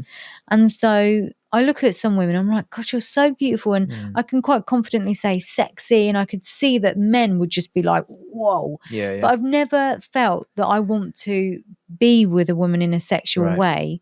But I Yeah, can yeah. so see it. So I guess the curiosity would be imagining it, because I suppose most of us will explore those thoughts privately, imagining Yeah. it, and then just deciding there's certain things I know that I'd be like, no, I've got to stop. You know, because Yeah, it's just okay. that's just the way it is. There's a limit for you within what's Yes. comfortable. Yeah. Yeah. And just that natural, you know, because the way that the system works is your body works in a certain way at certain Yeah. points. And I just know that there's certain things that I've never wanted to do. However, Yeah. I think and I'm quite comfortable to talk about curiosity, because I think most of us have used fantasies at certain points and gone down that road, because the brain is so naturally explorative and Yeah, of curious. course. Yeah, yeah. And so if you're not if you haven't done that, then I think you're lying. Yeah, I think you have. You're just not saying about it. Yeah. But most people, I think, more so men, have had thoughts or experiences. They admitted to me in the safety of my clinic room, Yeah. the thoughts and experiences that they've had, but they won't admit it. No, Women outwardly. are much more, I think, in my experience, much more comfortable. There's a friend that I've got, we always joke that we would. You know what I mean? Oh, yeah, yeah, You know, you've yeah, got yeah, that I get friend. you. Yeah. But we're really comfortable to say that, Yeah. even though I actually wouldn't. You know, there's a thing where it's quite comfortable to say that. Yeah. Most men won't say that to each other. No, I think it's interesting though, isn't it? Because if you go back and look at language that we use with kids early on, it's like there's more of a sort of emotional led, and there's more vocabulary used around young girls than there is Yes. around young males. So it's like the language that you've been brought up with, it doesn't surprise me that men struggle to talk about how they feel. Yeah. Like the majority of, because unless you've been brought up to really dive into, it's okay to talk about your emotions and it's okay to feel that way. You can show these emotions. Yeah. If you've not been taught that. Yeah. And even like with not even knowing it, we'll use different language. We'll use gender appropriate language with young girls and young guys. Like we just do. Yeah. Or non-binary, we'll just use that certain language. Yeah. And it develops without you knowing it. Yes. Your ability to communicate. Yeah. You know? Well, I can't remember how many words it is actually. This has come up in another one, so I must remember it. I think women on average, I'll have to find this as a fact. Again, if I'm wrong, apologies. But I think it's something like women on average, the statistics, again, this might not be correct, 20,000 words, whereas apparently the average male is something like 7,000 words a day. Oh, wow. So there's these sort of like, again, gender norms that, because that's been the science that's been presented, and there's no science presented on the transgender experience. Sure. We're then told everything that we learn is against what we know. And what's been studied, and the money goes into studying.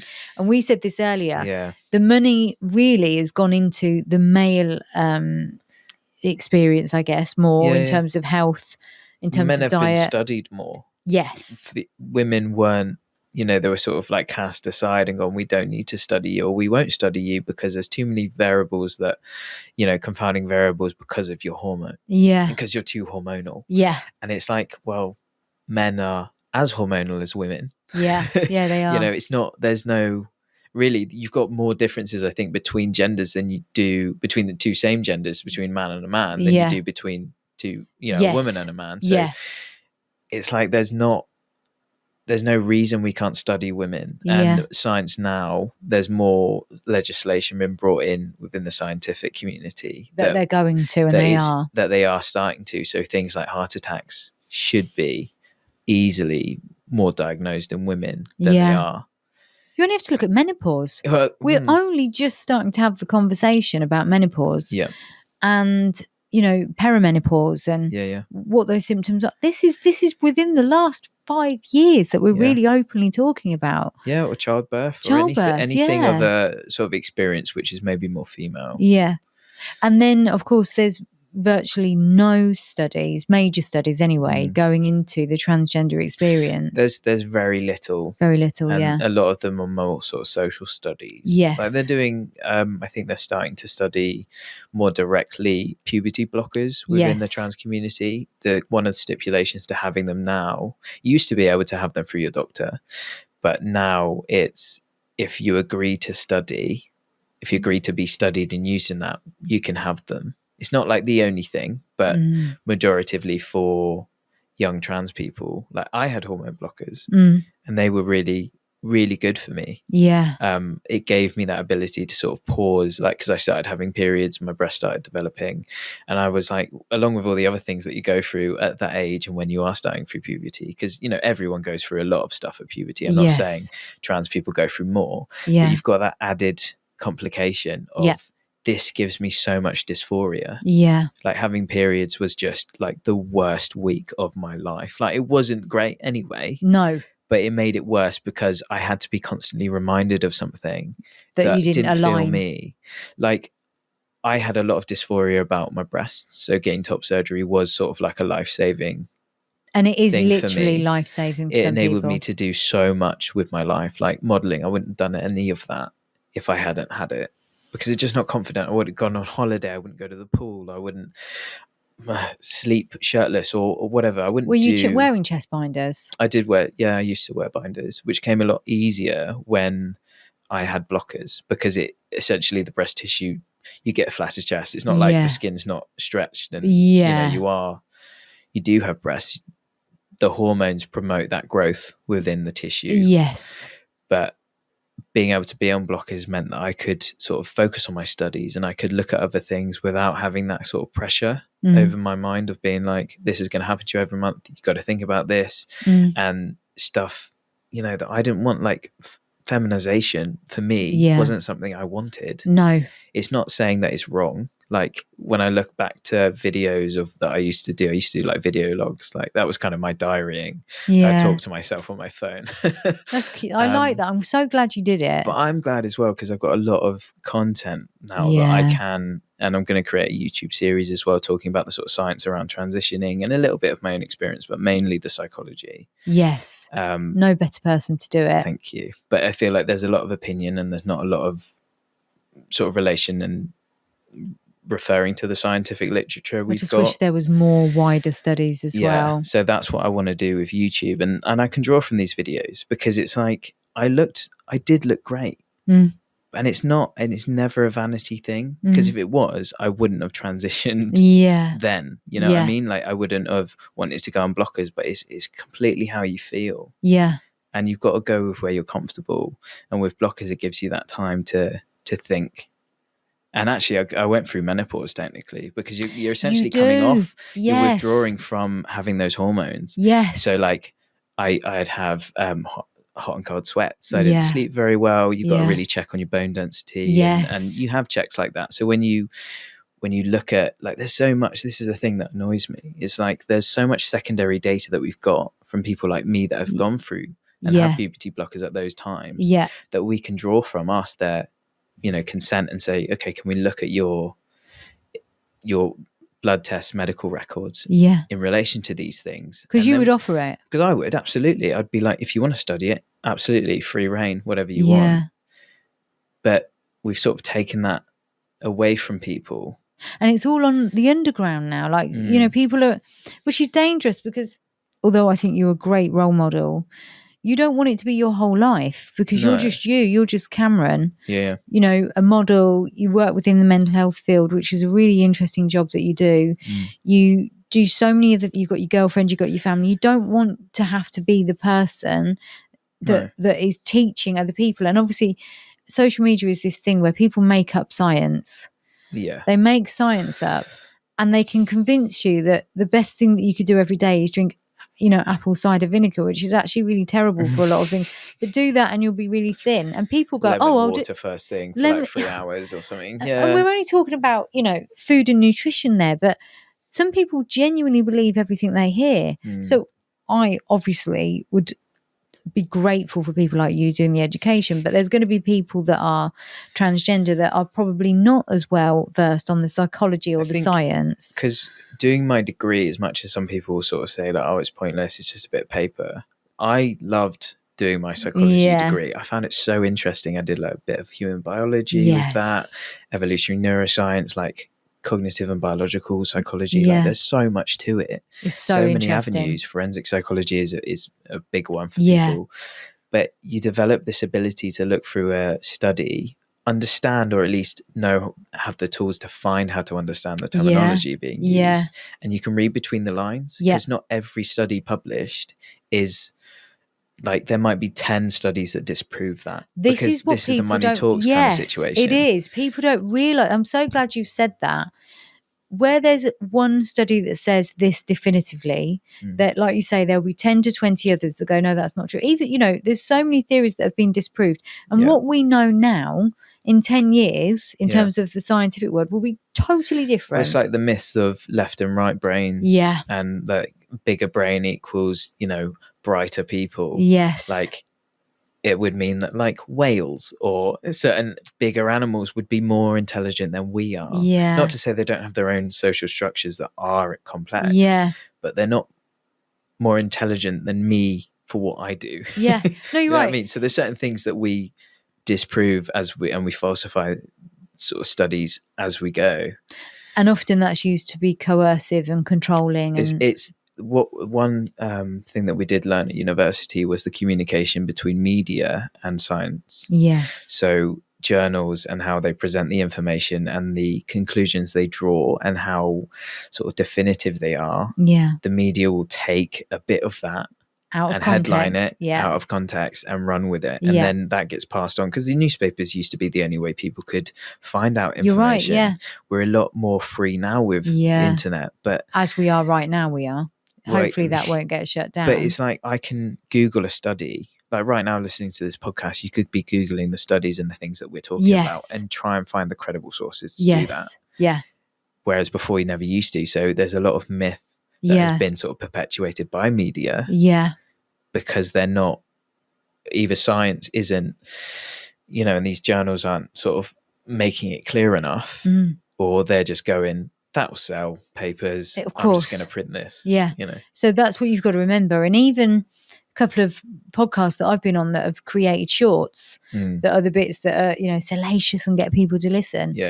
The bits that they've created, which I don't mind because I understand the whole game, you've got to get people to watch. A couple of the bits that they took was out of context to the rest of the podcast. And it made people go, you can't say that, because it was out of context. A lot of people aren't going to listen to the entire thing either. So if you just say like one little snippet that goes against what you're, just to get clickbait and views and all that, it's probably going to damage more so. And a lot of people will go forward then and go, I heard this on this podcast because Ella said it. You're right. And you're like, did you read the article? I had to say that to people. I had to say to people, look, did you listen to the whole episode? Because actually that was in context to something that was a lot more... and actually in one part I corrected myself. So I said something that I went, actually, I don't mean that. I mean this. But that bit wasn't put out on the short. So you have to understand. You're held to that. You are.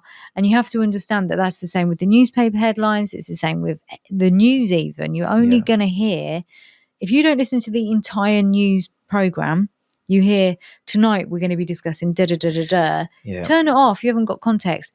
But what I will say, and I've made the effort to do this. Now, I'm not Joe Rogan, and I don't want to be, by the way, but he's doing very well. And no disrespect to Joe Rogan there, but I know this is a long game with this podcast because I don't go for only people that have got a massive social media following.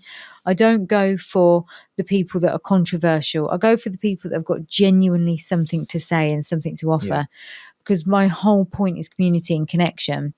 And the reason I say that is because whether we're talking about science, whether we're talking about the royal family, whether we're talking about whatever, controversial, everything's controversial.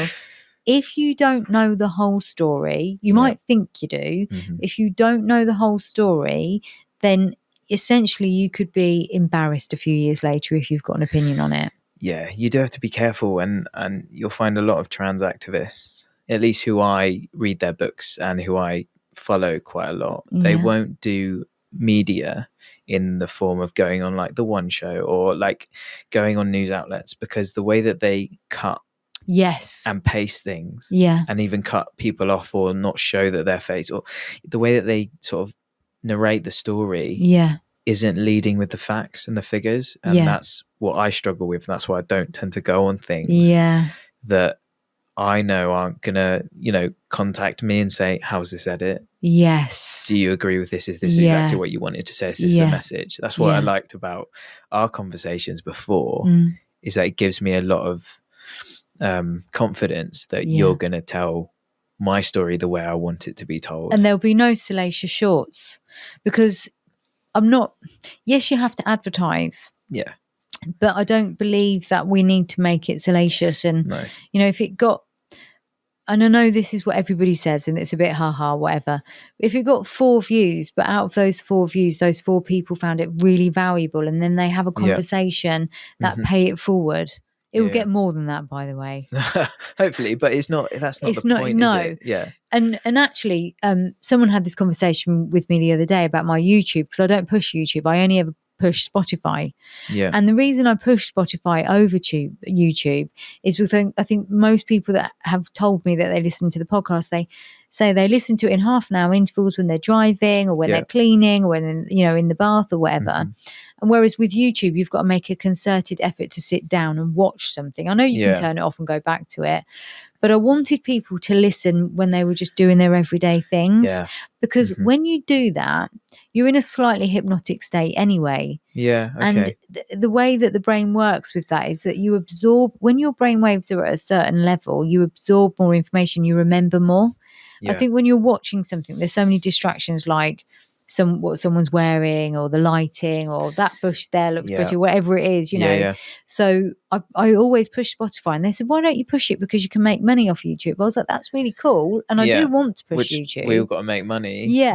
But it wasn't my first thing. I wanted to build my Spotify, which is doing well, and also Instagram, because, and again, going back to the salacious point, I don't want to put salacious things out on Instagram, because I want you to feel like you've heard that from this podcast and there was value in it. Not, I must listen to the full episode. No. That's great if you do, and I'm thankful. Yeah. But I want you to learn from the shorts as well. Yeah, no, absolutely. And it's like, I find myself, I love podcasts. My brother loves podcasts because he does a lot of traveling for his work as well. Like when you're a professional singer and you're touring somewhere, like you're always on the move. So to listen to something in your headphones while you're on that tour bus, brilliant. And I find it on my drive to work, like 45 minutes of being able to listen to a podcast, which I can listen to there, and then I can finish it on the way home. And it's nice, and it does send you into that sort of state, especially when you're driving. It's very like, I don't know, automatic. It is, you know, because when you're driving, you're in a trance-like state anyway. So it means that your brain, and you won't hear every single word, because there'll be moments where you're concentrating on where I've got to, but when your brain waves reach a certain level, and it is that hypnotic state, I use hypnotherapy as a tool, you will go a little bit deeper, because you're bypassing the analytical layer, so you're just absorbing more. So I do think that's why I prefer Spotify myself. It's not monetary with you, though, but this is the thing, like, and with the pursuit of knowledge, like studying and researching doesn't bring you a lot of money. No, it doesn't. It really doesn't. So people don't do it for the money, they do it because they're in the pursuit of knowledge. And that, I love that, and that's what I like about, you know, your sort of morals and business, I suppose, mind, especially on this side, plays into mine. And that's why I love this conversation with you. I love it too. Thank you for that. That's really lovely. But I've loved the whole conversation before and after record, because there's so much value in it. Definitely. I think that's what everything that we've spoken about today so far is about value. There was something I wanted to ask as well, because obviously going back to the loss of your dad, he never actually knew you as Cameron. No. How does that sit with you? Obviously I've thought about it quite a lot, and the main thing you go to is like, would he accept me? Yes. Would he love me for the son that I am? because there's a point I think with parents where you do have to mourn the sort of the loss almost of, like, for my mum it would be of her daughter, and the ideas that you've got for potentially their life, like who they're going to meet, who they're going to marry, that marriage, like kids and whatever. It's like that all changes. So I think because of who he was, he would definitely love me for me, because I mean him and my mum, although, you know, I'm living on memories now, if I take anything for who my mum is, they would have connected on that level. So as far as I'm concerned, he would have loved me anyway. You said that he never knew you. Yeah, because there's a lot of things that his knowledge I will never know, and no one will ever hear again, and his experiences in life, and he loved cars, and he would fix things, and like anything he could do. Like I'm adamant that he was very dyslexic, so I think if there was someone to write down everything that he was doing and thinking about, he would have made quite a lot of money. And it also would have been like hydrogen cars and things like that, like running cars on water. Like he changed his whole Land Rover to be a diagnostic thing, so he could plug you know how now you can plug computers in. He was doing that before that was a thing. Wow. Yeah, because he was interested. That's what he liked doing. He was looking at that, or at least when the forefront of that was happening, he was also doing that. So that's phenomenal. So his mind was incredible. Like he could, and my mum used to say he was working on my mum's house, and he drew an X on one side of the house, on the outside of the house, because he was putting in like an aerial, and he went into the attic of the house and drew, and literally like drilled through that X exactly on that spot. That's what she said. And I thought, to be able to do that and to have that mind to work in that way is, I think, bloody phenomenal. Wow. And that's the stuff that I really am sad about. That I don't get to experience, and I don't get to hear his views on stuff, because he's not here anymore. Yeah, that is sad, because I think you're obviously very like him in some ways, for that curiosity and the explorative side to your personality. Yours happens to be the sort of psychology side of things, but it feels like both of you, if you went into a rabbit hole, you were not coming back out. I'm loving it here. I'm staying. I'm going to go deeper. It would work on his Land Rover and just lose track of time. I remember when I was really young, he'd take me over to the garage, and he'd be working on stuff, and he would show me the odd thing. But ultimately I was making tea, but it would go past lunchtime, and I was like, I'm hungry. Can we go and get some food? So we would go get food, but it was almost like if I didn't remind him, he wouldn't think about it, because he's so like in a trance of what he's doing. Do you know what's interesting about that is people with dyslexia, there's a lot of crossover that appears to be the same as ADHD. So that hyper focus, people think dyslexia is just about letters. No, they don't realize that there's a whole level of like behaviors which are, it's a spectrum in itself. It's such a spectrum, and there's a lot of crossovers there. That hyperfixation and that like almost obsession with certain things. So dyslexia fascinates me, because people have sort of stopped talking about dyslexia. Because everyone talks about autism and ADHD. ADHD is quite it's the big one. Yeah. But actually dyslexia is really interesting, because it's so much more. I mean, I know with some people with dyslexia, if you use like I think it's orange over the page, they're able to see the words properly. Different colours. So I used to write on lilac paper, because I couldn't deal with white. Are you or black. dyslexic? Not like diagnosed by any means, and I think I've worked out ways to deal. And my sister's definitely more dyslexic. Interesting. But I use lilac paper. I think she would use blue, but she would use the screens, because it's like, she's a massive reader. She's read so many books and rereads books, and is just like lost in a book. Doesn't own a TV, like doesn't need one. You know, it's like happy with reading. Amazing. Which I love about her, and I wish I was more like that. But it's like she's dyslexic. But her mind is incredible, the way that she spells things. I'm like, it should be spelled like that. That makes so much more it's sense. It's like I get that. I can read exactly what she's trying to say. It's not always the way, and she's done a nutrition degree, like she's academic. But I think it's that practice of dealing with how you do it. But I think it's all colours, really. It is colours. Depends what works for you. It is. And it's interesting you say that about the academic side, because I've found a lot of people with dyslexia are very academic. Yep. and do really, really well with My academia. cousin, he's into game design, but he got like a 95 on his, like, I didn't get a 95 on my degree. Wow. And like he did, and he's really dyslexic. It's- and you sort of think it's not a bad thing to have these things. No, it's not. It's in a way you're kind of like, and I know this is going to sound cheesy, but it is a bit of a superpower. It really is. It's like how you adapt and deal with the world that isn't designed for you. Yes. It's designed for other people. Yeah. And how you navigate that and still come out with better than the people that it's designed for is incredible.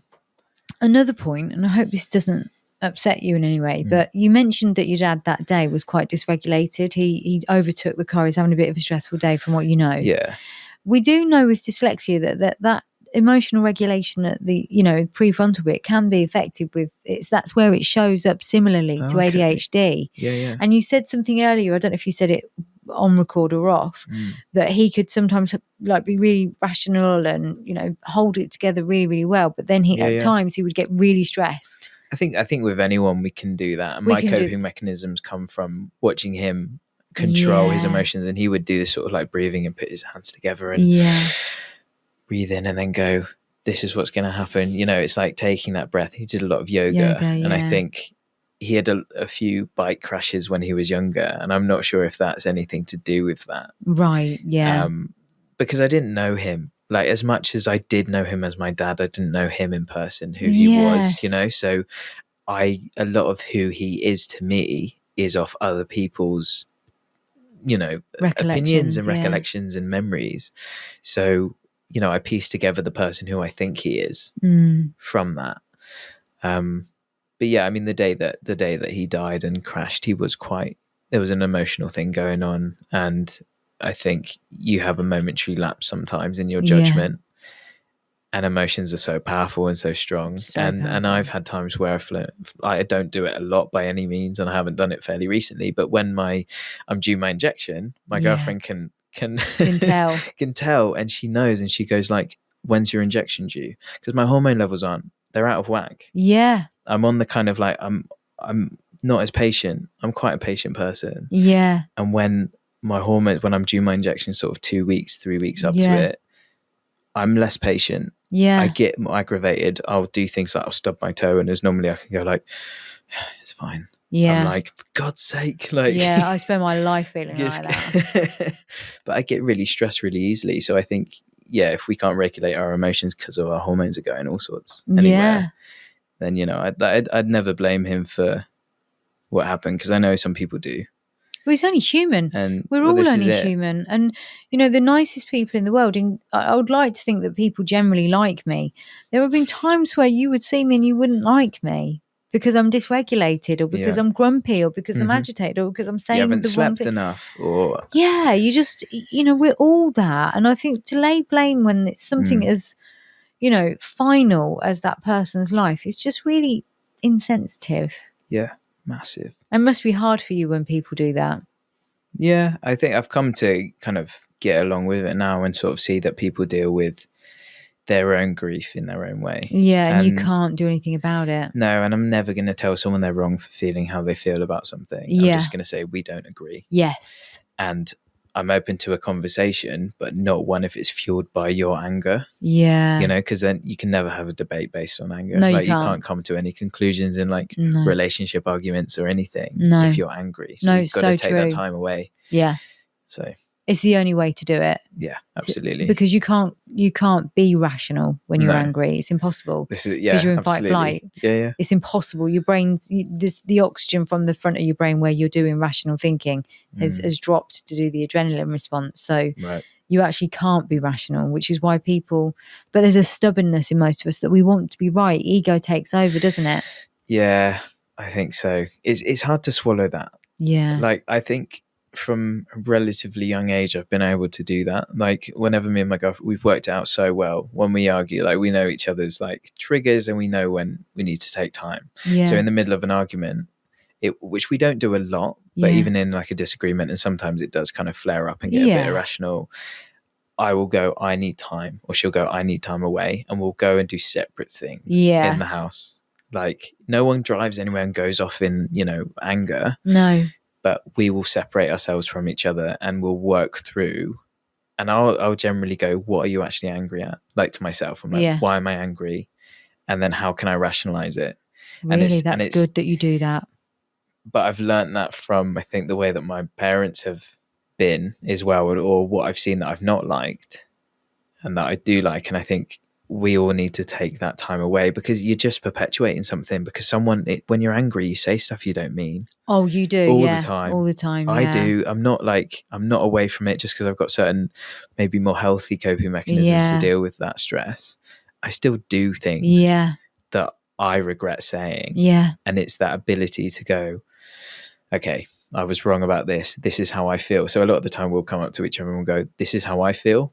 This is how you feel. I accept and I'm sorry that that's how I've made you feel. Yeah. So you validate their response and how they feel. Yeah. And then you go, how can we constructively work and come to a compromise on that? I mean, it's powerful stuff, because it's really hard to do, and it's really hard. I always say to people, actually, on that, I would always say, when I'm working with couples, I'll say, look, try not to say you've made me feel. Yeah. Try and say I feel, which is exactly the example you've given. I feel that something that you did has triggered me. That's not your fault. No. Because that's a whole lifetime of behaviours and so on. But what I want you to know is that when you do that, I then go into a triggered state. Yep. And therefore it starts to become an irrational feeling. And if you're not aware of that, then I can't blame you for that. So I'm making you aware of that now. Please, can you not do that in the future? So you're not going, you did this and it's your responsibility. And You're saying, I acknowledge that it's my trigger. Yep. It's my responsibility. But if you could avoid doing that, that would be really helpful for me. Absolutely. Yeah. It's just, I mean, it sounds a little bit like a corporate meeting, but sometimes it needs to be. It sort of has to be, because you have to be able to take yourself out of the equation almost in a way. Yeah. And if you're constantly blaming other people, because it takes two in any argument. Absolutely. And you've got to be able to accept that some responsibility is yours. Yeah. Whether that be you've reacted to what they've said, it doesn't mean that everything said in the argument's their fault because they started it. Yeah. It's that, you do have a part to play. So apologize for that. Yeah. Validate their feelings. Yeah. And then you can come to working something out, because you can both agree that you're hurt. Yeah. Because ultimately, it's not because you don't care, it's because you care so much. Yes, that you're having this argument. Yeah. Because you don't have it with people you don't care about, really, do you? No, you just sort of say F off and walk away. So actually, you're quite privileged if we're arguing. Because it means I care. It means I care. Yeah. But it's hard, because it takes something like, oh God, I'm really rubbish at remembering exacts. But it takes something like, I think it's like 2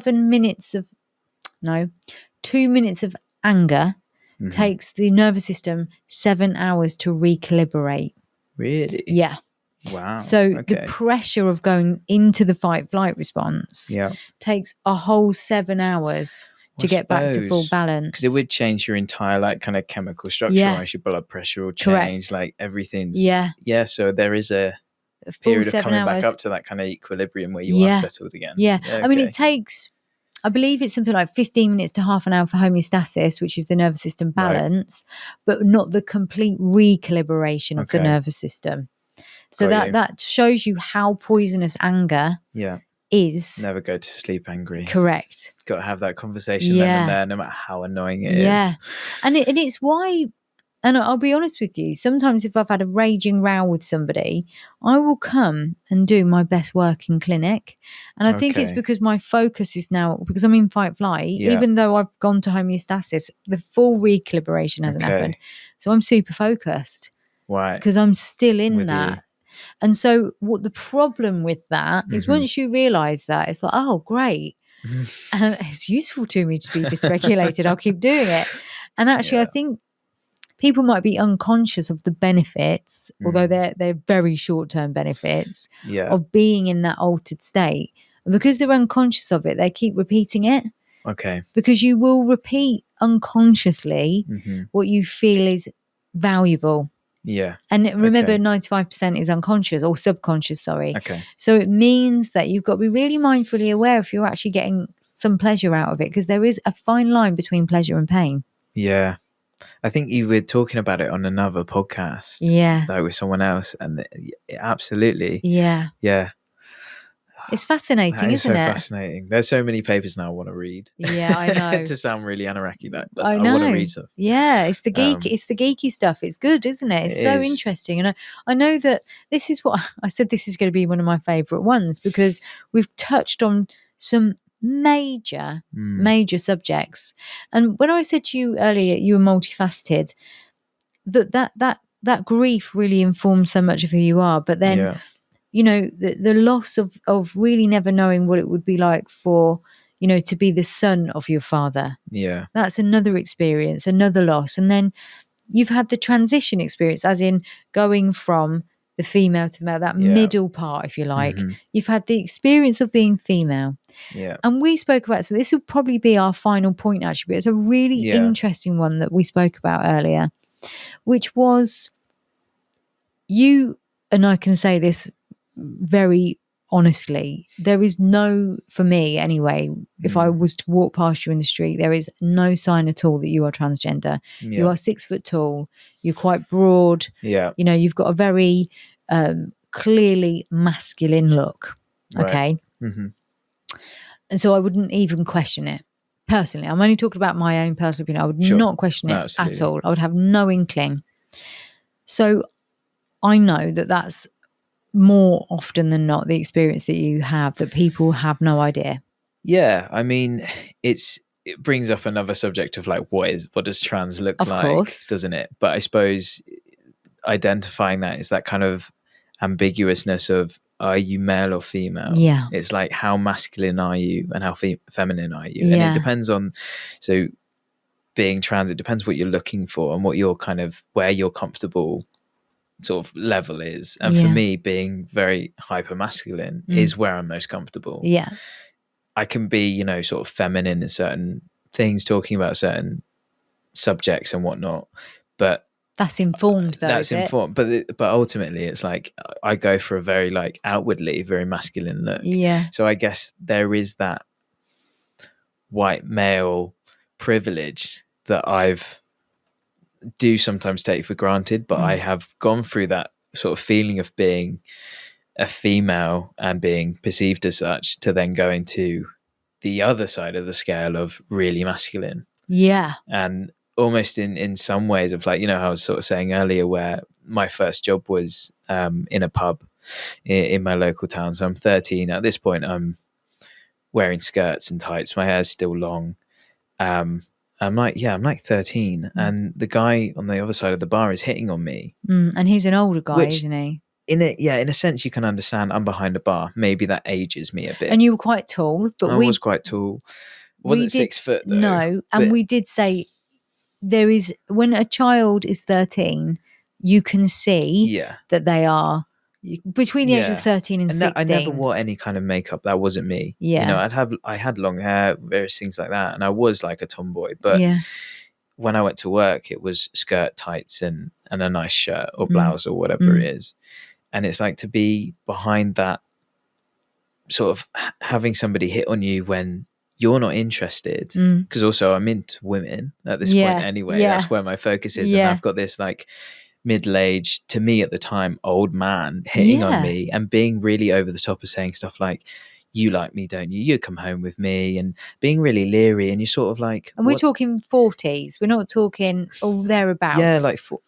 Yeah, like late What- 30s, 40s. what you perceive What to I be around perceived that is age. like, and to me at that age was like, That is old it's when you're old to me. 13, yeah. It's not old to me now. No, it's not old to me But- now either, but But it is when you're that age. It's like, It God, really why is.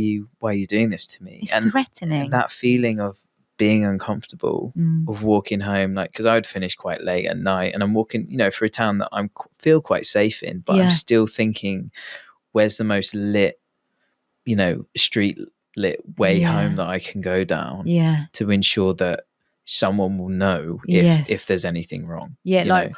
I always say, I always make that effort to walk. If there's a street and there's like a field on one side or a park, I always walk where the houses are. Yep. I always carry my keys in a certain way. Yeah. You have to be aware of those And things. unfortunately, as a woman, and when you're perceived as that, there is that fear because Yeah. we hear so much. Yeah. And you feel it as well. Yeah, you Like do. having those experiences really builds who you are Yeah. and your perception of men and of Yeah. older people. Yeah. So, you know, I go from that to going through that kind of like weird puberty transition stage of being misgendered all the time. Yeah. And even in my town, I was actually working. So I finished in the pub during this point and I was working literally next door in like the fruit and veg shop. And these guys came in and they knew me as, so my name used to be Carmen. So they knew me as Carmen. And I went to school with some of I went to guides. That's what I did, Right. like the brownies and the guides Yeah. thing. And one of the people that used to run it came in with her family and she was saying, I'll give the lady the money. And all of her family looked at her really confused and went, the man? Because And they didn't know. They didn't know. And she was like looking at me for like confirmation of say, you're a woman, say you're a woman. I just froze. I was like, I don't know what to say. Because I'm kind of liking the fact that they're deliberating right in front of me and I'm saying nothing, which is, you know, a bit weird, I guess. Yeah. But I'm not interjecting and saying I'm a man or I'm a woman because I was being misgendered all the time anyway. Yeah. And for them to have that argument in front of me and for them to sort of affirm that I'm looking more masculine now. You liked that. I liked that. So I wasn't going to say nothing. I wasn't going to say anything about it. But then she's looking at me like, why aren't you going to say something, like jump in? And she left probably feeling incredibly confused. Yeah. Which I do feel bad about, but is what it is. Yeah. You don't need to feel bad about that. Well, I suppose. But it's like there's this thing where people come in and they go like, and there was this other guy came in who was like, oh, I thought that you know, your mum and your family name, they were they had two daughters and a son. And I was like, no, it's always been 2 sons and 1 daughter. And he was like, oh, okay. And just accepted it And moved on. And that was when I was really starting to go like, I'm looking more masculine now. My hair was shorter. I was presenting a bit differently. I'd still get misgendered. I didn't have like any kind of like good facial structure. I probably looked like about 12 as a boy, 12-year-old boy, you know? Yeah. But then you go through that stage and then you get to where I am now, where no one questions anything. No. And it's very bizarre to have gone through all of those stages. And to now be, so from going from somebody who might be attacked going down the street or have sexual predators look at to now being potentially that aggressor. Yes, because that's how people perceive you now. People cross the street, like I'll be like, I used to work in I moved into town like sort of later on, sort of when I grew up a bit, and I'll be walking down the high street and the girls that I would been walking behind or like one female on her own would cross the street. And you were like, I know that. And I was like, I know why you're doing that. Yeah. And I would pull back and I wouldn't walk so fast and I would make sure, because I'm aware. And a lot of people, especially men who've grown up, and I'm going to say cis white men, because generally that's kind of what we look at when we sort of say, like, not all men are aggressive and sexual predators. And I don't want to put that across and say that everybody is, because they're not. And I'd be generalizing and I hate to do that. Yeah. So from my personal experience, like having those experiences and then being that perceived threat is really weird. Yeah. That's what I mean. Like from my point of view, and this is where I proceeded saying this. Yeah. You're really interesting to me because as a psychotherapist, as someone that's got an acute interest in the human experience, you've had the 3 experiences, the female experience, that bit in between where people aren't quite 100% sure. So you know what it feels like to sit there.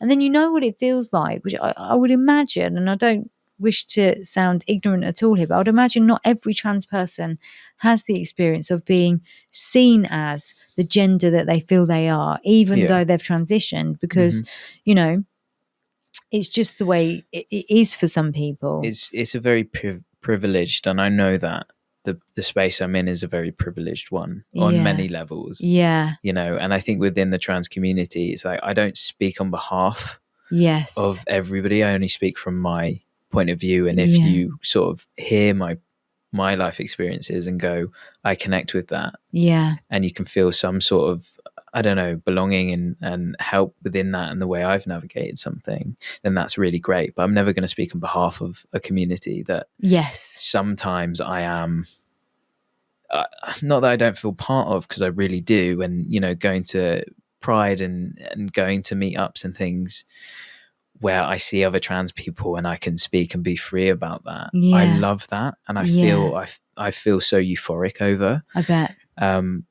But it can be quite a like lonely stance to be in, because you know, you like I went to New York as part of the non-profit that I've sort of joined to volunteer with now, and I was hearing, and it's all these sort of trans voices around the table of all different, I suppose, like shapes and sizes and different professions, and it's essentially about bringing together people that are knowledgeable within their field, and just hearing everyone talk about their experiences. And I didn't come out because I didn't see like I had to, so I didn't say, oh, I'm Cam, I'm a trans man, I model, I do this sort of thing. I just said, oh, I model, I work within mental health, got a keen interest in psychology, and I'm here to really learn and listen. And they took from that I'm a cis white man sitting at this table. Yeah. So I had quite a few of them come up to me and ask, they're like, so, and this was on like some of the last, so I was there for a few days, and we're doing all these sort of building exercises, and I'm learning so much about what they do.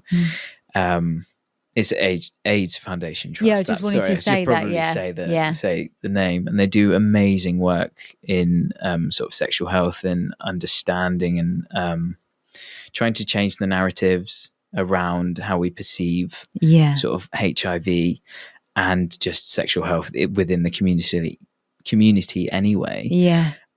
So it's just amazing to me to be able to surround myself with such amazing people and knowledgeable people. Like, if you want to search someone who's got incredible things to say, search Queen Victoria Ortega. She is honestly the best person I've ever met, and so informed within sort of the culture around the trans experience. She's incredible. We've been out in London together. Like, she's honestly like such a friend now, and has connected me with such a blonde amazing hair? No, sort of brown. I'm thinking of blonde someone hair. else. That blonde hair, Irish. Yes. Yeah. So she's Rebecca, and I don't want to butcher her last name. So we won't do that. I can find that out, because I actually think I follow her. But she's incredible. She's the first out trans woman in Ireland. Yes. And she's got a few TV shows over there, like written books, you know, like she would be another amazing person to have on if you want another experience. Yeah. She's living with HIV. Yeah. And it's about being brought together to meet all these people that have experienced different things. Yeah. Within my community, because it's all so different. Everyone's experience is different. Because everyone's an individual. Yeah. This is what we said earlier, isn't it? It's like, you definitely aren't here speaking for the trans community, because you're a person within that community that's an individual with your own experience. Yeah. And so that's why it's important not just to have, like, you know, don't tick the box and have one person that's trans on a podcast or in your workplace. Because you're not going to learn from one person. No. It gives enough information for you to maybe be curious and want to learn more. But you have to understand that we're all individuals. Yeah. But there's a lot of value. So the non-profit stuff with the AIDS Foundation is great work. Yeah, and which at the moment I'm piggybacking off. Yeah. I've not done anything really yet. I've not earned my stripes, so I'm not here to say that I'm doing all this work. Yeah, but they've done this work at the moment, and I'm joining on to help promote that and in the UK. Yeah, to bring that more to the forefront of what we're talking about in the UK with Rebecca's help. So she's president, I'll be vice president. We'll work from there. Got you. So yeah, I don't want to say like I'm doing all this amazing stuff. I've started. You've started the process. Try and create, and you know, like earn my stripes in a way within my community, and try and give back. Yeah. In the way that I was sort of given to. As I was transitioning, and the groups that I've been to, and you know, it's all very much a community led thing. Yeah, you know, it takes a whole village to raise somebody. It really does. And it's not to be undervalued. That. So, and the other work you do is, as I keep saying, it'd be the final, because I could actually talk to you for. I think we could. Yeah, we've probably been talking quite a while anyway. I think we have, but that's fine, because I think it's really valuable stuff. But I just wanted to, because we keep saying you work in the mental health field, but it's quite a unique area, isn't it?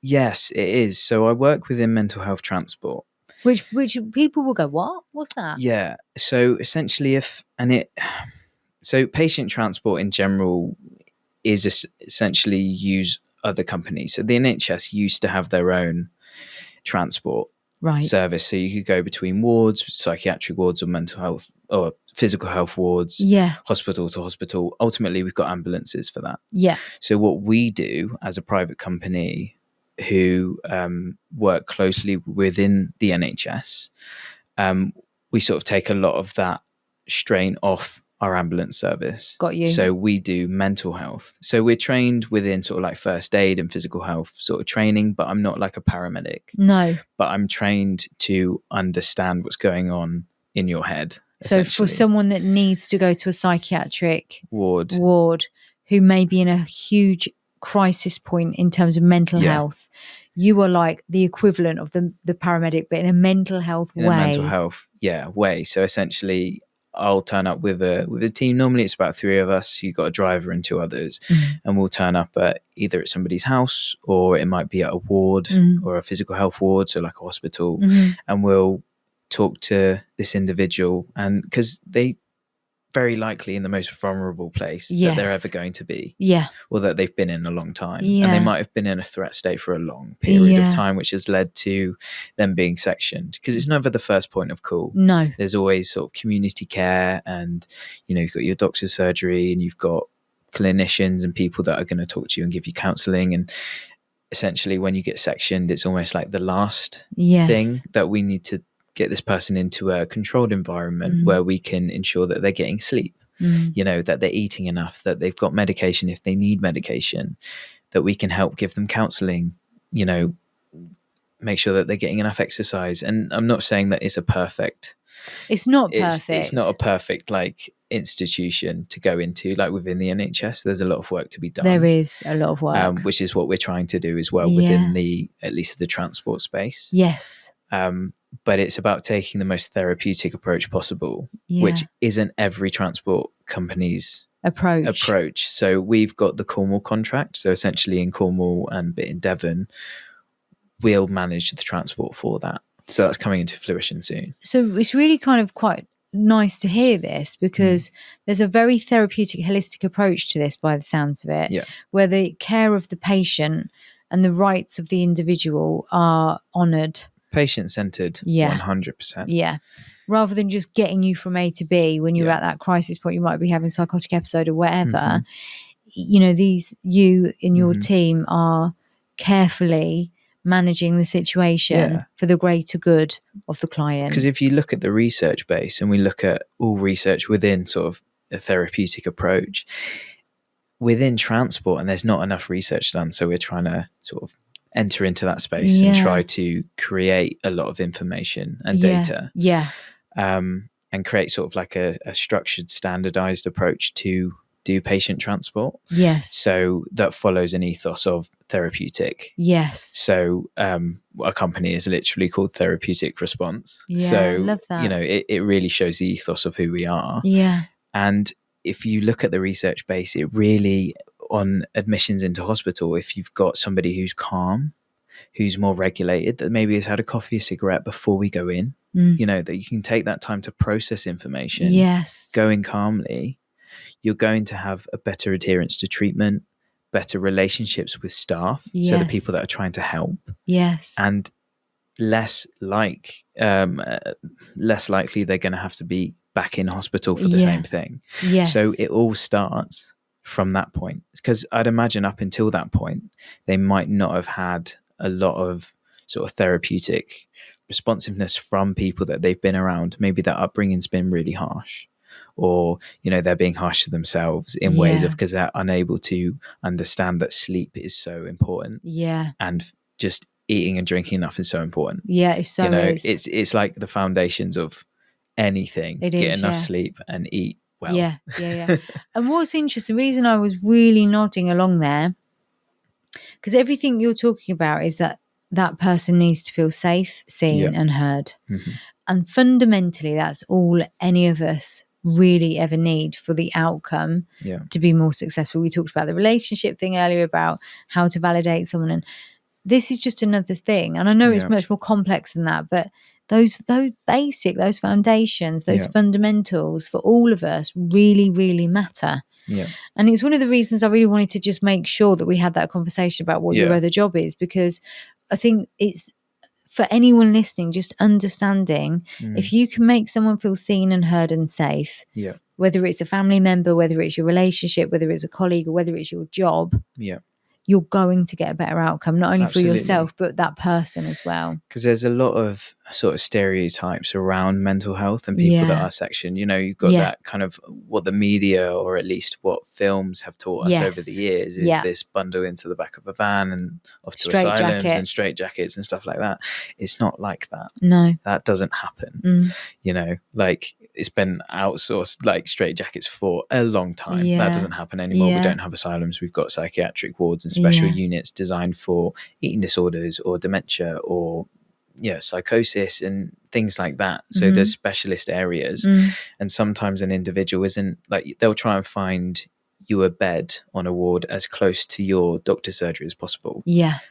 Lack of beds, is and a big an problem. overstretched NHS, and massive mental problem. health and just healthcare system in general, that isn't always going to happen. So sometimes people get taken about 6-7 hours away from their home, which is a really long way which away. is really, really difficult for anybody to be that far away from their family and what they know, and then to also have really bad mental health issues on top of that, and being in a very vulnerable state. And then if you're, having to go into hospital because you're detained under the Mental Health Act, it's not like a choice you have now. So 3 clinicians would have made and agreed that you need to go into hospital, and there's nothing you can actually do or say that's going to change that. Gone. So all of everything's gone. Like, you can appeal it. It's not to say that it's hopeless. You can appeal. As soon as you get there, it's absolutely fine. Staff will help you with that process. You've got a external professional that will come in and help you with that legal process. That's fine. It's not like hopeless.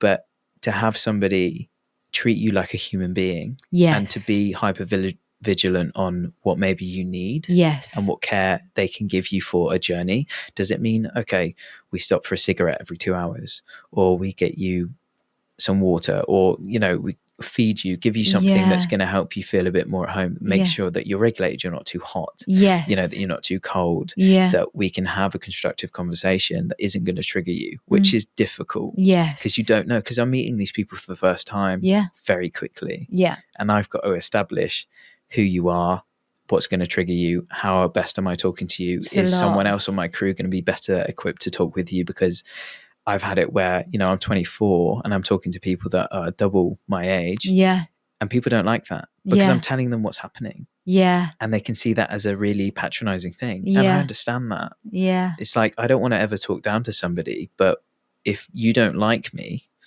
I can't change that. So I've got to try and work with you as best as possible. And sometimes that means putting in boundaries and putting things in place to say, this isn't appropriate here. This isn't what we talk about.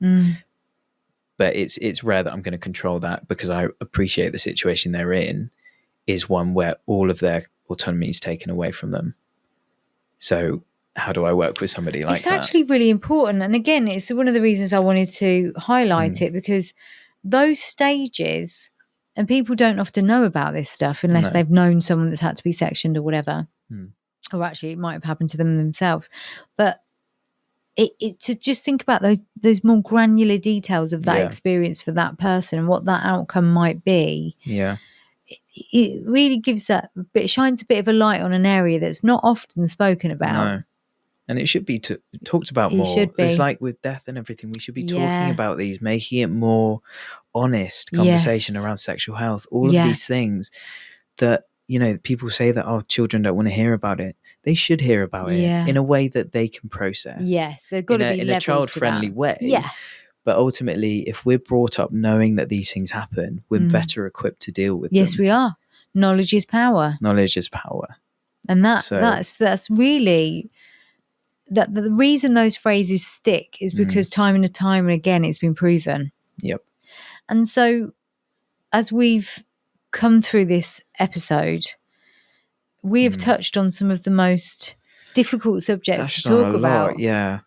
And that's what I mean. Like there was going into this today, I just thought this is going to be one of those episodes for me that I will cherish forever, because it's such an important episode for so many reasons. And I'd like to think in 20 years' time it will still be found, and people will go, I hope so. That'd be cool. But wouldn't it be interesting if they find it and go, were you really all that bothered about all that stuff then? Yeah. You know, was it really a big deal then? Which they would definitely, it won't be this episode, it'll be other things that the media they've got access to, that they'll say, in the same way that we don't talk about killing gay people as they would have done in or going to jail. I think in the 70s, gay people were going to jail for being gay. It was illegal. So in the same way that conversation has completely changed, I'm hoping that people will go, I can't believe it was such a big issue then. I hope so. Yeah. Because of how we were 20 years ago. Yeah. In regards to, or even 10 years ago, in regards to the trans conversation, or, talking about lesbian and gay and just the LGBTQ IA plus community in general, we've come a long way, but there's so much further to go. Because it's a bit of push and pull at the moment with the trans thing, at least. Yeah. We're gonna accept you a bit more, but we're gonna take stuff away at the same time. Yeah, it's that kind of it's such a difficult sort of space to navigate. It is. And I think with kids growing up now, it can be really easy to focus on the negatives and what's going on. Yeah. Because I know I did when I was growing up, and to see certain people like dying because of who they are, it would probably deter me a little bit. Yeah. But I think there are loads of people out there doing the right thing and trying to make good of a situation, and are making better out of the bad. And I think it's trust that process. Yes. Because and I want to be one of those people that does that as well. Yeah. I want to make those changes. I want to try and help people to feel better about themselves and to find where they're comfortable within society, no matter what, Well, I think you've certainly done that today. Well, hopefully a little bit. I mean, it'd be nice. But well, you have your life story so far has been really I keep saying the word journey, which is a bit cheesy, but there's so many paths that you've had to take, so many parts of you that you've had to meet early on and continually. Yeah. And you've done it with, I think, class and kindness.